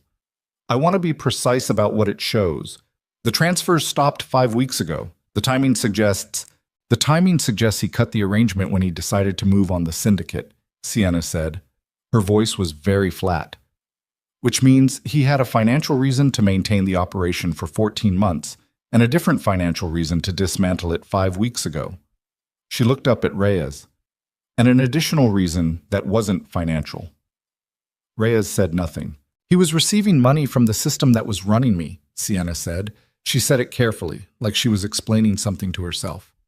For 14 months, while he watched me from the 40th floor. The silence stretched. Ms. Vale, Reyes said quietly. Don't. Sienna stood up. She moved to the window and stood there with her back to the room and looked out at the grounds, at the old trees and the long grass, and the two men on the perimeter doing their regular rotation, and she breathed, deliberately, through her nose and out through her mouth, the way the doctor had shown her after Russo broke her arm, the way she'd learned to move oxygen through a body that wanted to stop cooperating. Her ribs ached. They had been aching less over the past week. She noticed that they ached now. She thought about every conversation. The rain, get in the car, the terrace, for as long as you want. I stopped trying to find reasons to tell you no. She thought about the anomaly she had not looked at, and she thought about why she had not looked at it, and she thought about Danny saying, "He looks at you like you're the only thing in the room." She thought, people can look at you like you're the only thing in the room while simultaneously running a system that treated you as a line item. She thought, I got in the car. I got in the car, and I came here, and I built him a case. She turned back to the room. The 3 copies of the documentation, she said. Her voice was completely steady now. The ones I stored outside this building. He doesn't know about them. Reyes looked at her carefully. No, I need them to stay that way. She looked at Reyes. And I need you to tell me exactly what testimony you need and what you're prepared to offer. Full scope, nothing withheld. Ms. Vale? Reyes leaned forward. What are you planning to do? Sienna looked at the document on the table, Lucien Devereaux's name, the routing signature she had recognized and not followed. She thought about the sit-down in 6 days, the room full of men like Caruso, the case she had built, clean, irrefutable, thorough, and what it was worth and who it served and what she wanted to do with it.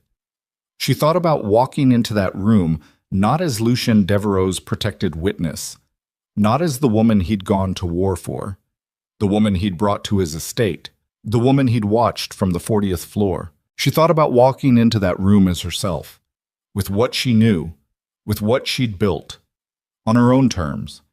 She thought, he told you he stopped trying to find reasons to say no.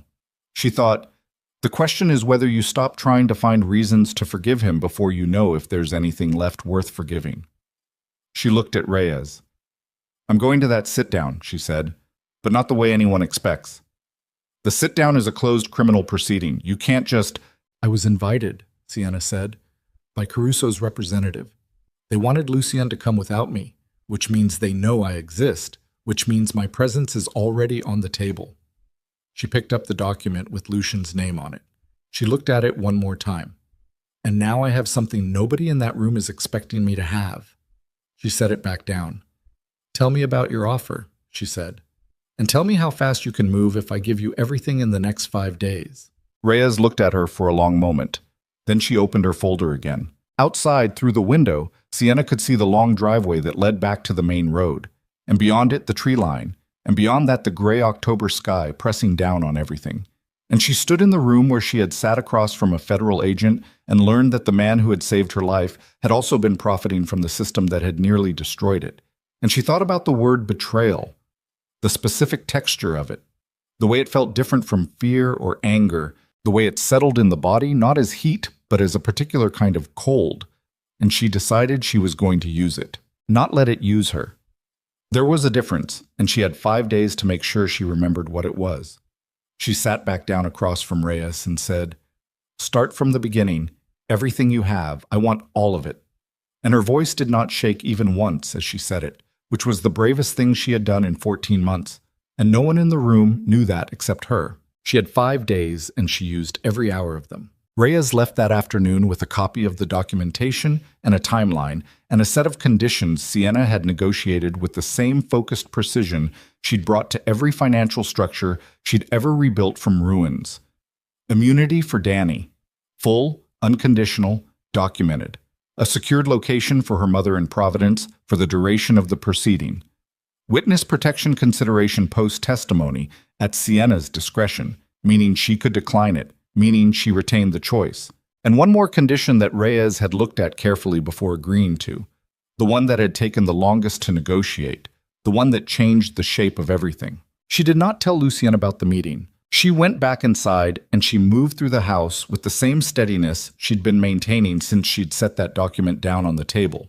And she worked in the study every evening and she ate dinner with him twice and she answered his questions about the documentation with answers that were technically accurate and selectively complete. And she hated doing it, hated it in a specific, visceral way that lived in her throat every time she looked at his face.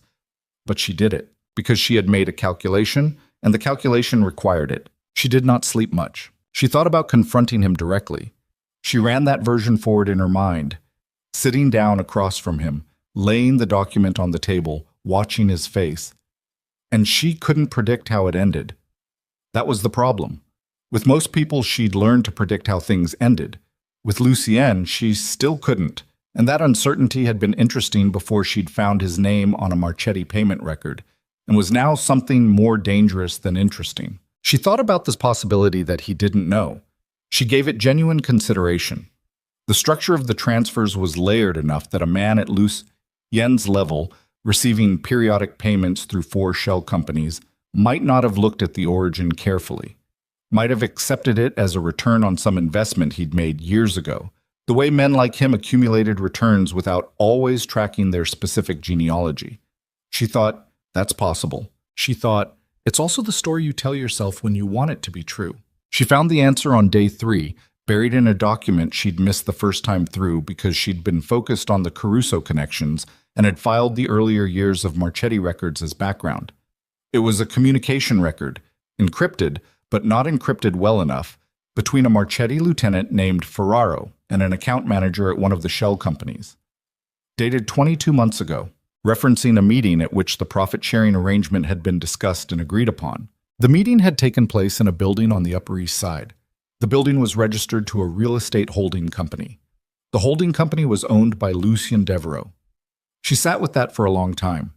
She sat with it until it stopped feeling like the floor was moving and started feeling like solid ground, because solid ground, even terrible solid ground, was something she knew how to stand on. She added the communication record to the package she was building for Reyes. She did not look at Lucien at dinner that night. The night before the sit-down, he came to find her. She was in the study, as she always was, but she wasn't working. She was sitting in the chair by the window, looking at the dark grounds and the dark sky, and thinking about tomorrow, running the sequence forward over and over, checking for gaps. He came in without knocking, the first time he'd done that, and he stood in the middle of the room and looked at her with an expression she hadn't seen before on his face. Not controlled, not calculated, something rawer than that, something that had gotten out from under the management of it. Something's changed, he said. She looked at him. A lot of things have changed. We've been preparing for a significant event. With me. Something's changed with you and me. He didn't move from the center of the room. 3 days ago, you looked at me differently than you're looking at me right now. Her chest pulled tight. She kept her face still. I'm focused on tomorrow. Sienna. Lucien. Don't. He said it quietly, and it landed hard. Don't do the thing where you answer me with my own name. I've watched you do that to other people when you want to close a conversation. I'm not other people. She looked at him. She thought, no, you're not. She thought, you're the man who received 14 months of payments from a system that owned me. She thought, tell him. Tell him now.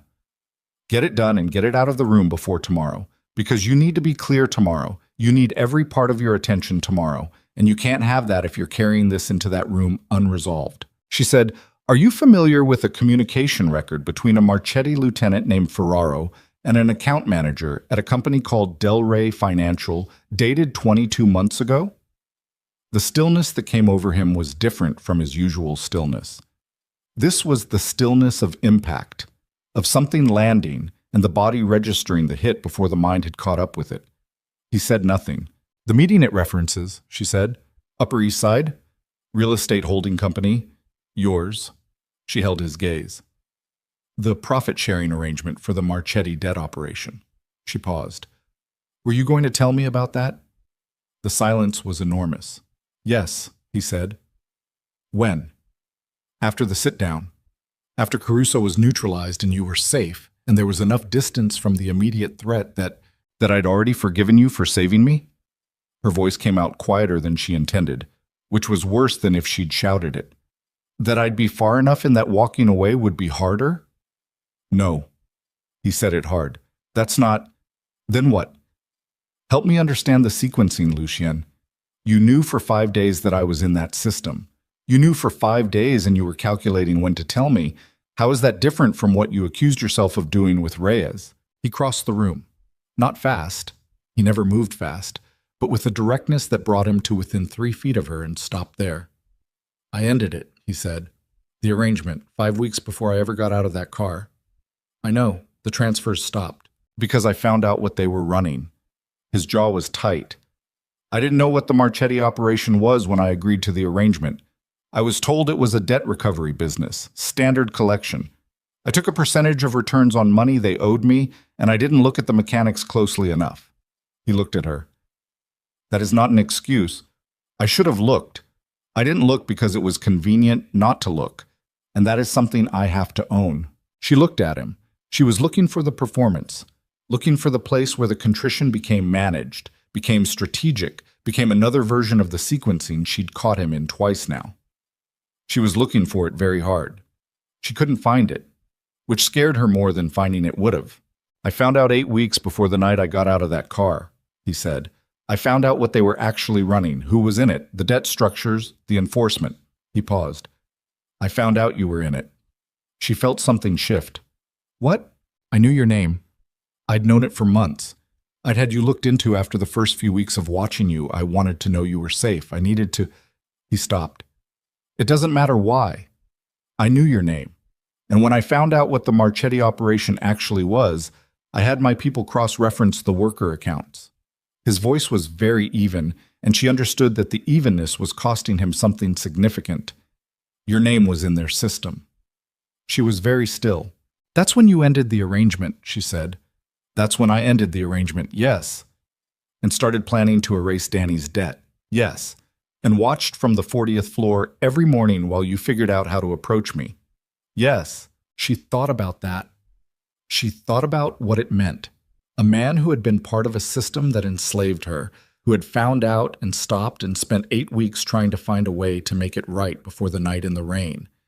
And she thought about whether that arc, that specific moral arc, was enough, was the kind of thing that could be enough. And she didn't know. She genuinely did not know. I'm going to testify tomorrow, she said. I'm going to use everything I've built to dismantle Caruso in that room. And after tomorrow, I'm going to have to figure out what I think about all of this. She met his eyes. But right now I need you to hear me say, you should have told me, day one. The moment you decided I was someone worth protecting, you should have been honest about why protection was necessary, about your part in why it was necessary. He held her gaze. Yes, I should have. If you told me day one, she stopped. She let the sentence go. It was a sentence with no useful ending. He seemed to understand that. He stayed where he was, 3 feet, not closing the distance further, and he said, I'll do whatever you need me to do tomorrow. I'll follow your lead. The room is yours. She nodded. She turned back to the window. He left. She listened to his footsteps move down the hallway and stop, and then move again and fade. And she sat in the dark study and thought about tomorrow and thought about the distance between 3 feet and everything else. The sit-down was held in a private room on the 42nd floor of a building in Midtown that had a legitimate architecture firm on its signage and something else entirely on its upper floors. Lucien's driver took them in 2 cars. Sienna rode with Marco, who said nothing the entire drive, and whose silence she had come to read as a form of respect. She wore the dark suit Rosa had quietly acquired for her. She'd looked at herself in the mirror that morning for a long time. Not vanity, inventory, checking what the mirror said about who was in it. It said, a woman who had been in worse rooms. It said, a woman who had built irrefutable things from nothing. It said, a woman who was still here. She'd taken the elevator up with Lucien beside her and Marco and Fen behind them, and she'd looked straight ahead at the steel doors, and she'd thought about Reyes and the conditions she'd agreed to and the specific timing they'd arranged, and she'd checked the sequence one more time in her head and found no gaps. The room was large and severe. Long table, 12 chairs, walls without windows. 6 men seated on one side plus their attendants standing behind. Caruso was at the center, older than she'd expected from the financial documents, mid-70s, white-haired, with the specific quality of stillness that belonged to men who had spent decades not needing to prove anything. He looked at Sienna when she entered. He looked at her the way you look at a variable you hadn't planned for. Lucien sat. Sienna sat beside him. Marco and Fen stood behind. Caruso looked at Lucien. I said to come alone. I don't take instructions from you, Lucien said. I'm here because I chose to be here. She's here because she chose to be here.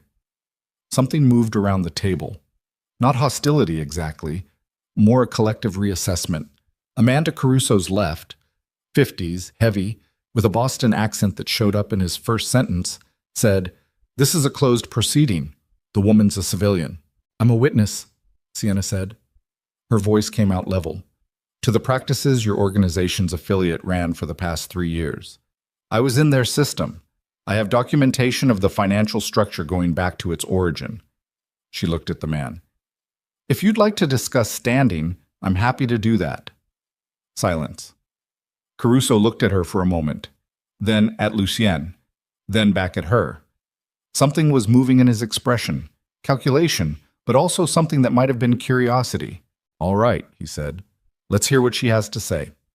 She spoke for 20 minutes. She laid it out the way she'd laid it out in her head every morning for 5 days. Clean, sequential, irrefutable.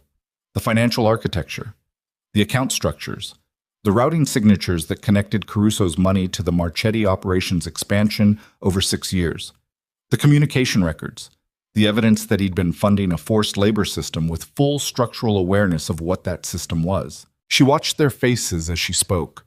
Some of them were performing neutrality and doing it badly. 2 of them, the men furthest from Caruso, were listening with an attention that sharpened as she went, the specific attention of men reassessing which side of something they wanted to be on. Caruso did not perform neutrality.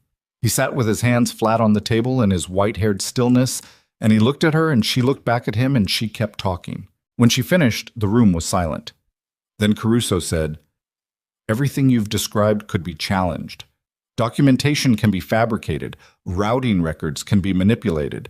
Without independent verification, there's independent verification, she said. A federal investigation has been running for 16 months. They have parallel documentation reaching the same conclusions. She held his gaze.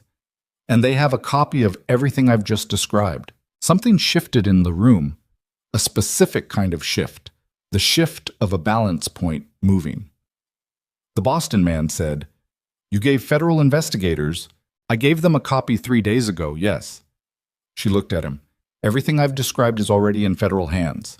Which means the question of whether Lucien violated your code by dismantling the Marchetti operation is now secondary to the question of what you do about the fact that a federal investigation with this documentation is going to move on Caruso's network within weeks.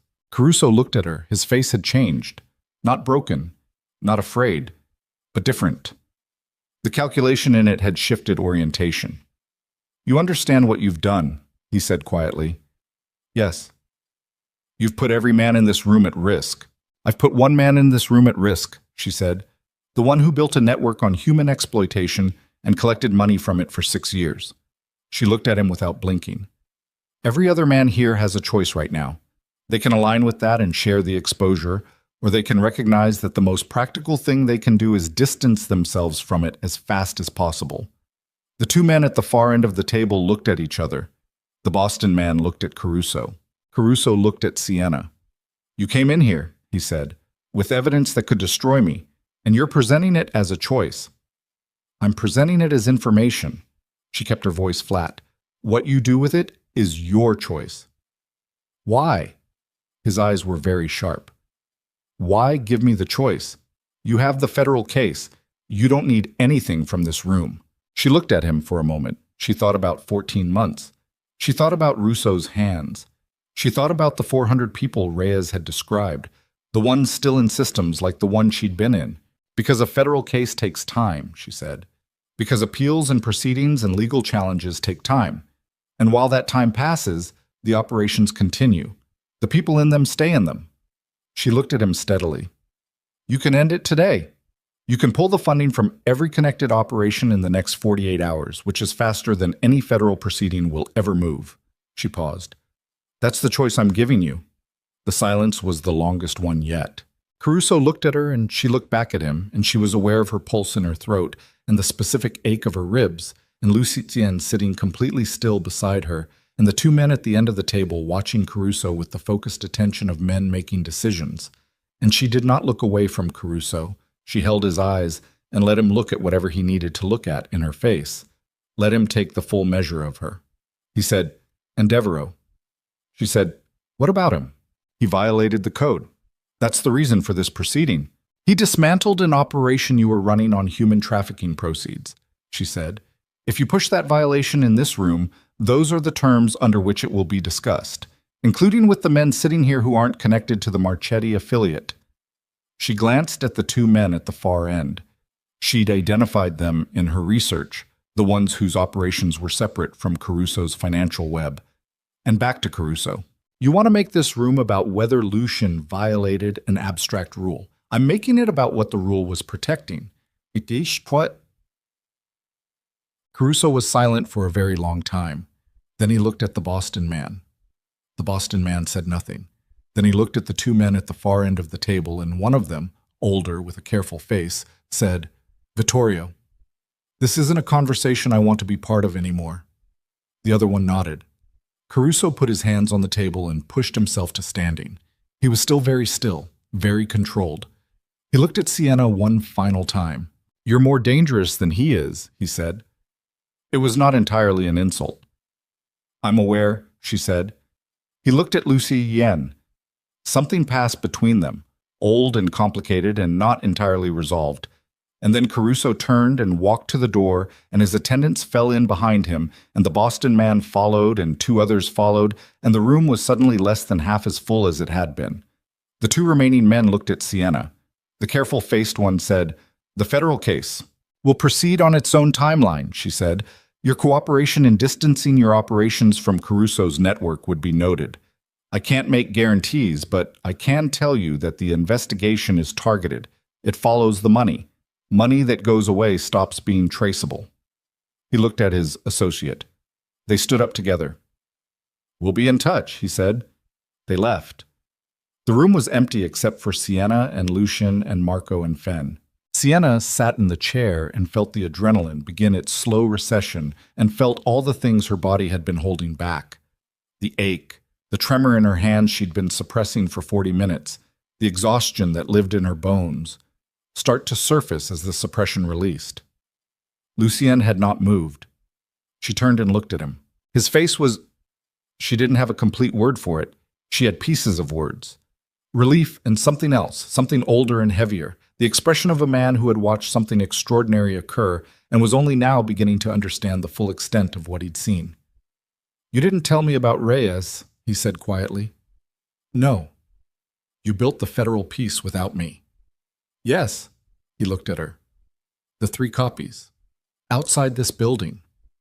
"Yes." "How long?" "Since day 2. She held his gaze. "I needed something that was entirely mine, that couldn't be taken." He was quiet for a moment, then, "That was smart." "I know." She turned away from him and looked at the empty room.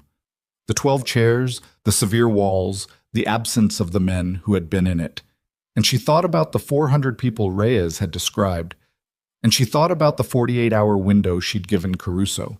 And she thought about whether he would use it, and she thought, he will. He's a practical man.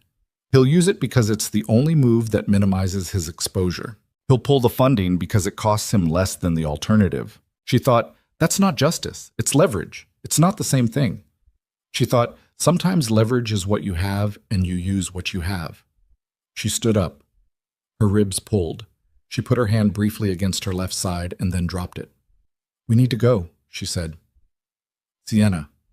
His voice stopped her. She turned. He was still seated, which was unusual. She'd almost never seen him not standing when he wanted to say something serious, and he looked up at her from the chair with his careful dark eyes, and he said, "I know you have decisions to make. About everything. About me. I know the past 5 days have..." He stopped. "I just want you to know that whatever you decide, I understand it. You don't owe me anything. You never did." She looked at him. She thought about the communication record and the Upper East Side building and the 8 weeks he'd spent figuring out how to approach her, And the night in the rain, and the 40th floor, and every morning, and the pigeon, and the coffee, and all of it, the whole impossible accumulation of it. She thought, there are things worth salvaging and things that are not, and the difference between them is not always clear from inside them. She thought, you're standing in a room where you just changed the shape of something significant, and the man who helped make that possible is looking at you and waiting for nothing, asking for nothing, and you have, she finished the sentence in her head, you have to decide what you do with a man who wronged you and then spent 8 weeks trying to find a way to make it right before you ever knew his name. She didn't say it. She looked at him sitting in that chair in the empty room and she thought, not yet, not here. This room has taken enough from both of us today. Come on, she said. Let's go home. She heard herself say it. Home. She hadn't meant to say that specific word. She saw it land on him. The slight change in his eyes, nothing dramatic, just a shift in the quality of his stillness, like something that had been braced against impact had been told it could stop bracing. She turned and walked to the door, and he came with her. The drive back was quiet. Marco kept his eyes on the road, and the city moved past the windows in the particular way it moved on gray afternoons, indifferent and loud, and entirely unaware that anything had happened in a room on the 42nd floor. Sienna watched it and let the adrenaline finish its recession, felt the tremor in her hands complete its cycle and subside, felt the ache in her ribs settle back to its familiar register. She thought about Caruso. She thought about whether he would move in the 48 hours she'd given him, and she thought, yes, he will move. She had read him correctly. He was a man who had survived 20 years by being pragmatic faster than his enemies, and the most pragmatic move available to him right now was exactly what she'd described. Pull the funding, distance himself from the Marchetti affiliate. Let the federal case find what it was going to find without his fingerprints still warm on it. It wouldn't save him. The documentation she'd given Reyes was thorough enough that nothing he did in the next 48 hours would save him from the federal proceeding. But it would save the people currently inside the connected operations. The 400, or whatever the actual number was, she'd never know the actual number, would find their debt structures collapsing without financial support, their enforcement mechanisms suddenly underfunded, the whole architecture of their captivity beginning to loosen at the seams. That was what she'd traded for. Not justice, not the clean ending, the fastest path to the loosening. She thought, it's not enough. She thought, it's what you had. You used it. She looked at her hands. They were still. She had steady hands. She had always had steady hands, even when everything else was shaking, and she had come to think of that as the most reliable thing about herself, that her hands stayed still when her hands needed to be still. Lucienne was looking out the other window. She could see his profile against the glass, the angular line of his jaw, the set of his shoulders, and she thought about the conversation they still needed to have. The real one, not the strategic exchange of information, not the navigation of who knew what and when, the real one, the one that would determine what came after all of this. She was not ready for it yet. She needed one more day. Reyes called at 6 that evening. Caruso's people have been in contact with 3 of the connected operations, she said, without preamble. We're seeing financial movement. It's early, but it looks like he's beginning to pull infrastructure. Sienna was sitting on the stone terrace with a glass of water and the cold evening air and the last light going out of the Hudson Valley sky. Within your 48-hour window or mine? Yours. He's moving faster than we expected. A pause. What did you say to him? I gave him a practical argument. It appears to have worked. Another pause. The federal warrants are in process. We're looking at a move on the primary accounts within 2 weeks. And the secondary operations? The 11 nodes you described? Longer. But with the funding pulled, they start degrading on their own. Some of them will collapse without enforcement support. Sienna looked at the darkening tree line. Some isn't all. No, Reyes said. It isn't. They sat with that for a moment. You negotiated well, Reyes said. Not flattery. Assessment. The terms you asked for were reasonable and strategically sound. I had good practice, Sienna said. Spending 14 months being on the wrong side of a bad contract teaches you what the good ones look like. Ms. Vale. Reyes's voice shifted slightly, lost a layer of its professional surface. What you did today.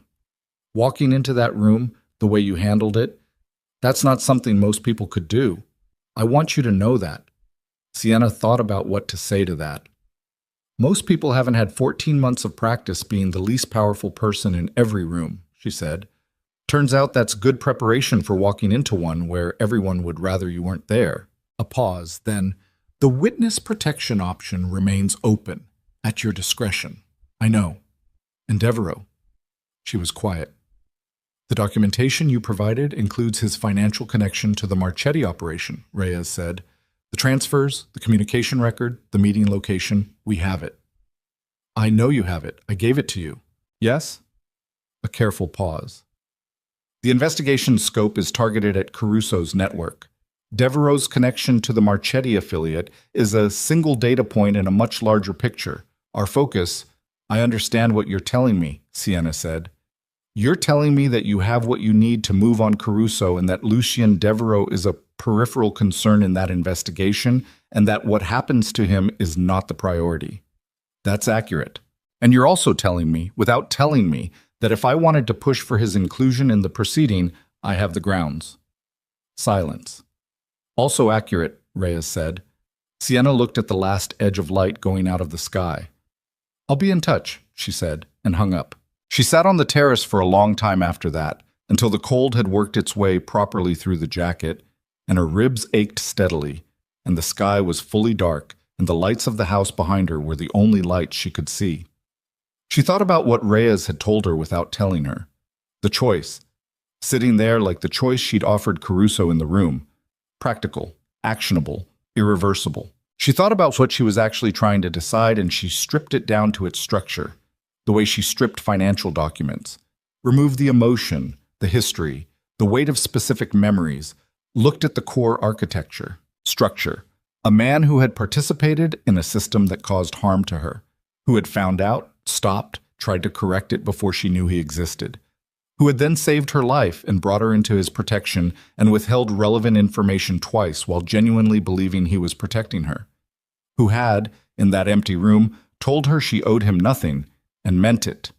Question: was the harm intentional? Answer: the participation, no. The withholding, yes, both times. Question: did the correction matter? She sat with that one. She thought, it matters that he stopped. It matters that he spent 8 weeks before the night in the rain, trying to find a way to undo what he'd been part of. Not because it makes the harm not real, because it means something about what he does when he finds out he's caused it. She thought, that's either enough or it isn't, and you're the only person who can decide which. She went inside. She found him in the study. He was sitting at the desk not working, papers in front of him, but his eyes on the middle distance. The particular unfocused gaze of someone thinking hard about something they couldn't resolve through thinking. He looked up when she came in. She sat down across from him. She looked at his face for a moment. Really looked at it, the way she'd been avoiding looking at it for 5 days. And she said, I need you to tell me something. All right. When did you find out I was in the Marchetti system? He didn't hesitate. 14 weeks ago. 14, she calculated. 2 weeks before you said. Yes. Why did you tell me 8 weeks before? Because 8 weeks before was when I ended the financial arrangement. I told you the truth about that timing. He held her gaze. The 2 weeks before that, when I found your name in their system and hadn't yet ended the arrangement, I wasn't ready to include in the account I gave you. Why not? Because it's the worst part. His voice was flat, even. I found out you were in the system. I spent 2 weeks ending it cleanly, covering my exit so it couldn't be traced back in a way that would trigger the syndicate to take it out on their workers, on you. And that's a real thing.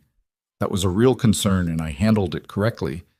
But it's also true that for 2 weeks I knew, and I hadn't fixed it yet, and I didn't want you to know about those 2 weeks.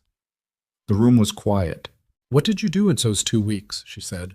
I watched you walk past the building every morning. He looked at her. And I moved faster than I would have otherwise on getting out clean. She sat with that. The specific texture of it. 2 weeks, him at the 40th floor window, knowing, watching her carry her cheap coffee and move her hurt pigeons, knowing what she went home to at night. That's a hard thing to carry, she said. Yes. Is that why you told me about watching me? On the first night? Because you needed me to know something real about you before you could handle the possibility that I'd find out what you'd been part of.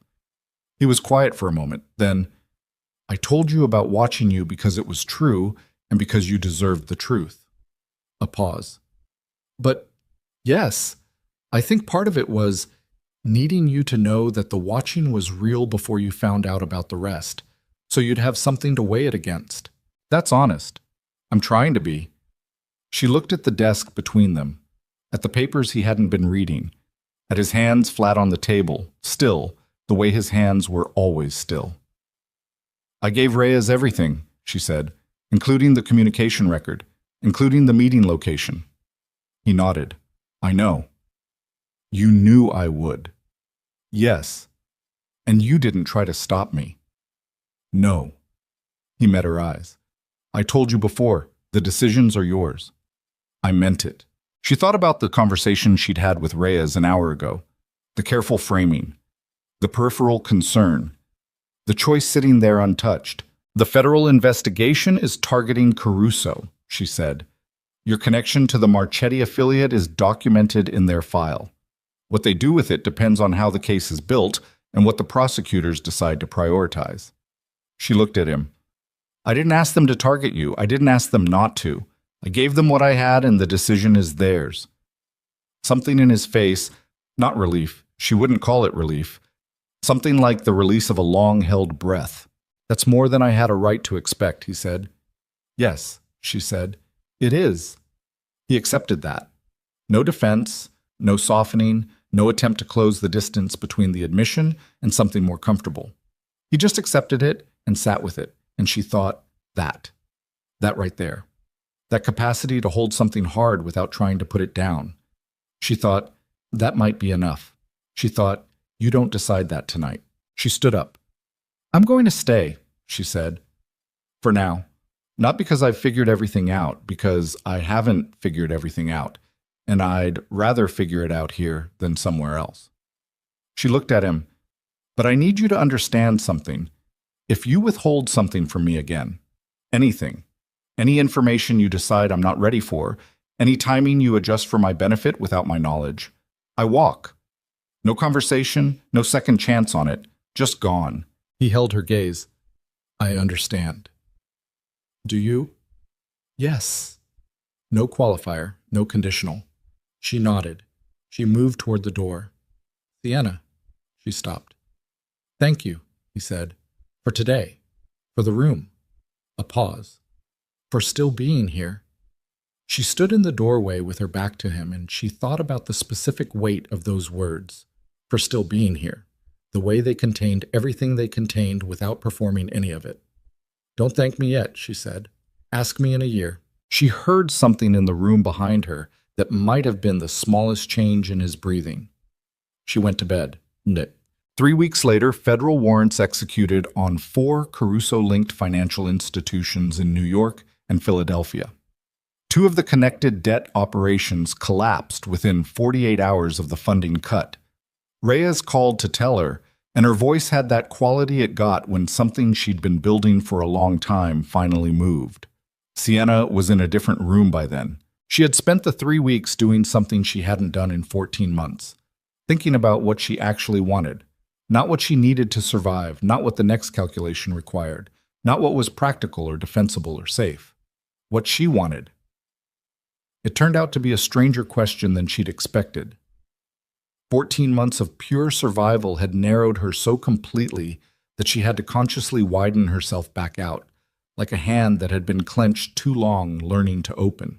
She called her mother, not the sanitized version she'd been delivering for over a year, the real call, the full one, 2 hours on a Tuesday evening while she sat on the floor of the estate library with her back against the bookshelves and the lamp on and the door closed.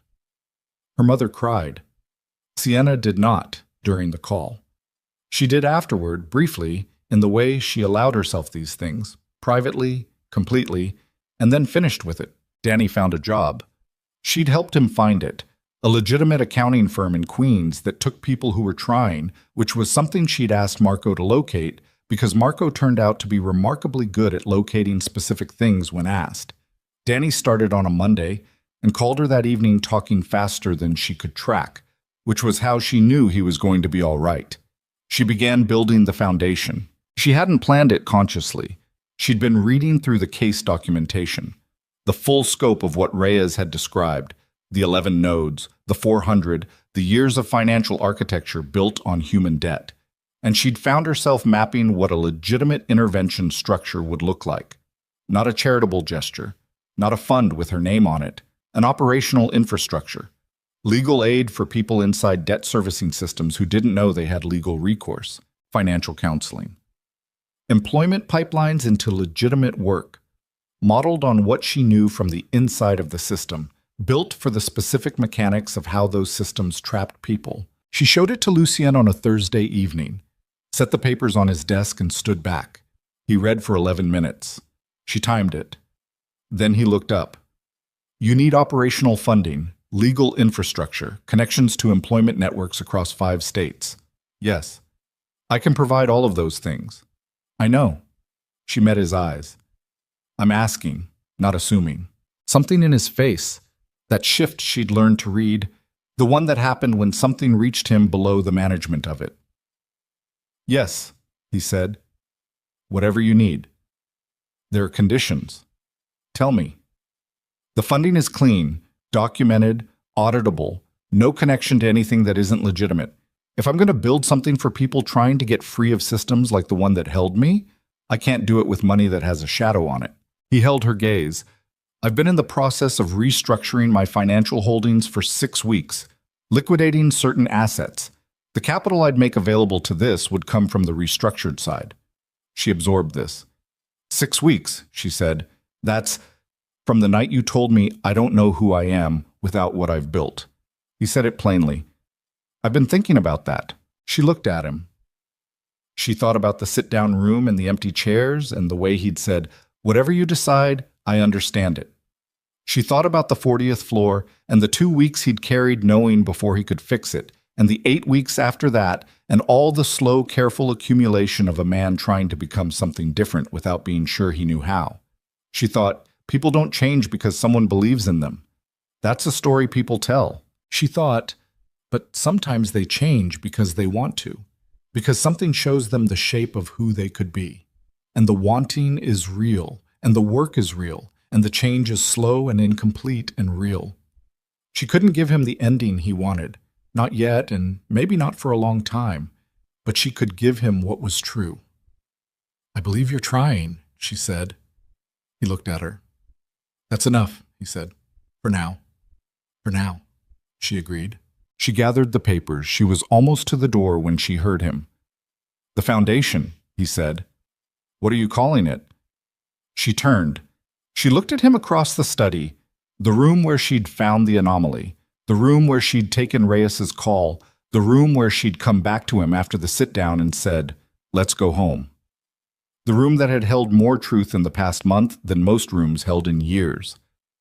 I haven't decided yet, she said. Something without your name on it, he said. Not a question. He'd learned to read her, too. Yes. She thought for a moment. Something about the debt being finished, the account being closed. He was quiet, thinking, then, cleared. She looked at him. The word sat in the air between them, and she turned it over. The double meaning of it. The financial register and the other one, the one that had nothing to do with money. And she thought, yes, that's exactly right. Cleared, she said, but that works. She left. She walked down the hallway and out through the entrance hall and onto the stone steps at the front of the house, where the November air was cold and clean, and the lights from inside laid long rectangles across the gravel, and the old trees stood at the edges of the lamplight, the way they'd been standing through every storm this valley had ever seen. She stood there and breathed. Deep breath, the kind that used to pull at her ribs and now only reminded her that they were almost healed. She'd seen the doctor twice since that first night, and he'd told her last week that she was close. Another few weeks, and there would be nothing left of that particular damage. She thought about Carmine Russo. She didn't know exactly what had happened to him, and she had decided, cleanly and without apology, that she didn't need to know. She thought about the things she'd said to Reyes, some isn't all. She carried that. She would always carry that. The distance between what she'd managed and what should have been possible. That was the right thing to carry. The other things, the 14 months, the weight of it, the specific memory of Russo's hands, those she was learning to set down. Not forget, set down.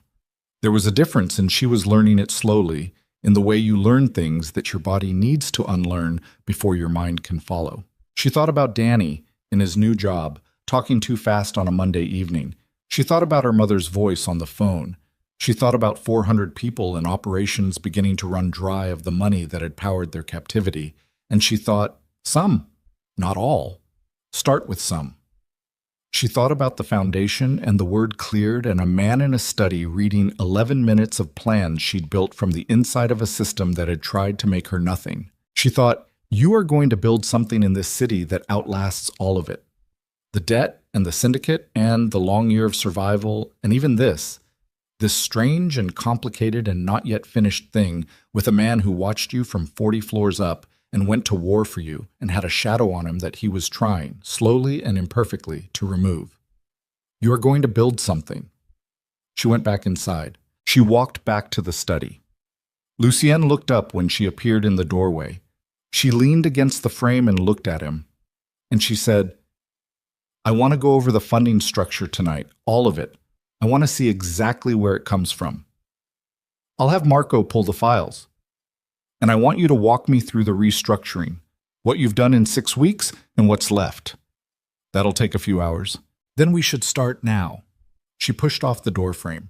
She came into the room and sat down at the long table, and she opened the folder, and the lamp was warm, and outside the November dark pressed against the windows, and she heard him move behind her, heard him come to the table and sit and open his own folder. And they sat together in the quiet study and began to work. Not easy. Not finished. Not the version of things where the cost had been cheap or the damage had been clean, but real. But here. But started. That was enough. For now it was exactly enough.